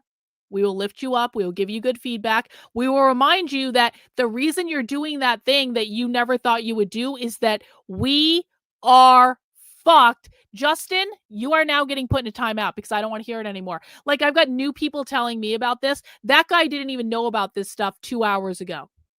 If like pro tip, guys, if this is your first Queer Marxist stream and you didn't know about any of this shit, you are not the best arbiter of how much time we have left, because I've been studying this shit for years and you guys don't know what the fuck you're talking about. So.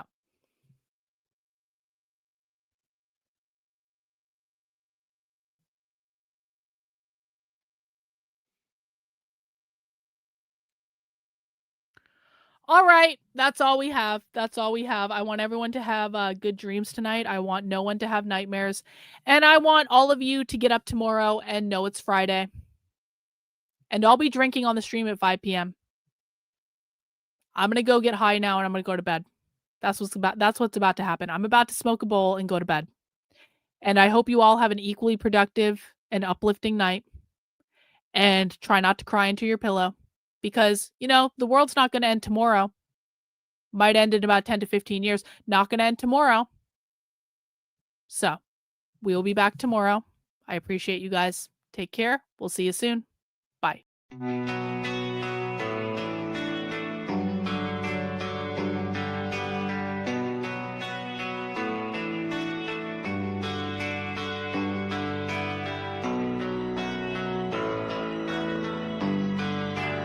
How are you feeling?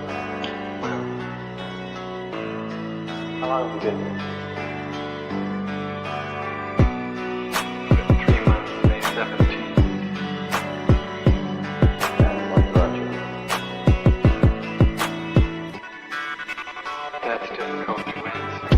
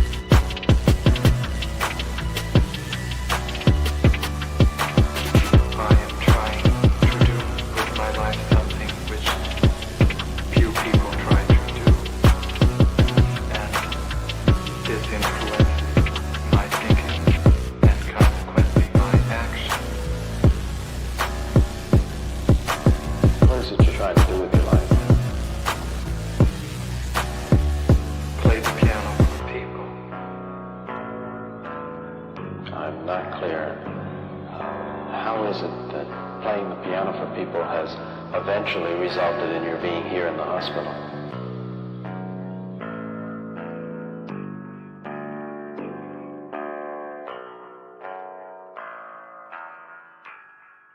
That's difficult to answer.